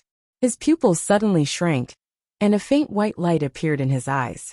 When the white light disappeared, he heaved a sigh of relief. He must have used some special camouflage technique. In fact, he is only at the early minor immortal stage. He is just a pawn that has just stepped into the immortal gate. There is no need to make a fuss. So that's how it is. The silver-armored soldier nodded slowly, his gaze more or less focused on Songyun Exaian. He was a little surprised by his intermediate immortal emperor cultivation. He muttered, "That's the attire of the Heartless Palace." "It's not the Heartless Palace. Could it be the chief consecrator, Songyun Exaian?" After a short pause, his gaze fell on Yu Qianqiu again. He nodded with some understanding. "The early minor immortal stage. I know who this person is. He should be the World Commerce Chamber's sect leader Yu Qianqiu, who is causing trouble in the immortal realm." "Oh, the Yu Qianqiu who Lord Jin ordered to compose?" The scholar's gaze fell on Yu Qianqiu again. At this time he showed some interest. If Yu Qianqiu knew that this person had also heard of his great name, he wondered if he would feel honored. "Damn it! Why are you all staring at me?" Yu Qianqiu was dumbfounded. Back then, it was just a trick he had casually used to trick a child. What he said was over, and he did not take it to heart. In fact, he did not have any way to help him leap through the dragon gate. He thought he was just a child. He could have just fooled him for a while. Who knew that this stupid child would keep thinking about it? Yu Qianqiu now understood. No wonder this unlucky child kept pestering him. He really took what he said seriously. Seeing the surrounding gazes, he lowered his head and smiled awkwardly at little Yuan. "Little Yuan, you must have heard wrong. I only said that I hope you can leap through the dragon's gate. When did I say I had a way to help you leap through the dragon's gate? Hurry and go back to your mother. Listen to me." How could he dare to admit that he had used the pious worship of the Nether River Black Carp clan to fool someone? And the person he had fooled was the fourth prince of Li Palace. Songyun Exaian sneered and secretly transmitted his voice. "Now you know how to be afraid. What happened to the daring and magnificent feat at the beginning? You actually wanted to eat the fourth prince of Li Palace. You have guts." Shen Yu, who had been standing silently to the side, also looked at Yu Qianqiu with a strange expression. "Woo, no, you said it before." Little Yuan immediately began to sob. Letting go of his hand, he pointed at Yu Qianqiu's nose and sobbed. "You said that you were called Yu Qianqiu, the Yu from leaping through the dragon's gate. You said that the two of us were fated, and that I should call you Big Brother Yu." He then turned to Songyun Exaian and Shen Yu. They all heard it. They can testify that it was clearly you who used a fishing rod to. The word fishing rod caused Yu Qianqiu to stagger. He hurriedly took little Yuan from the third princess's hands and pressed little Yuan's head against his chest. He even pretended to gently stroke little Yuan's head to comfort him, coaxing, "Little Yuan, be good, don't cry, don't cry." In reality, he was pressing little Yuan's mouth against his chest to prevent him from continuing. But it was still a little too late. To the vast majority of the underworld river's water tribes, the word fishing rod was a word they abhorred, especially to a school of carp. At this moment, it was not only the Nether River Black Carp clan that had darkened their faces. Even quite a few of the experts of the underworld river's water tribes in the distance gradually became savage. Fishing rods, fishing nets, and the like were absolute humiliation to them. A very, very great humiliation. A normal person would avoid mentioning these words in front of them. But now, someone was using these things in the underworld river. You're tuning in to the Li Mei's Sword of Destiny YouTube channel. We're so grateful for your support, and don't forget to subscribe to join us on this incredible journey through captivating stories. Your generosity through donations truly makes a world of difference, as it's the primary source of revenue that allows me to expand and enhance this channel for you. Thank you from the bottom of my heart for being a part of this adventure.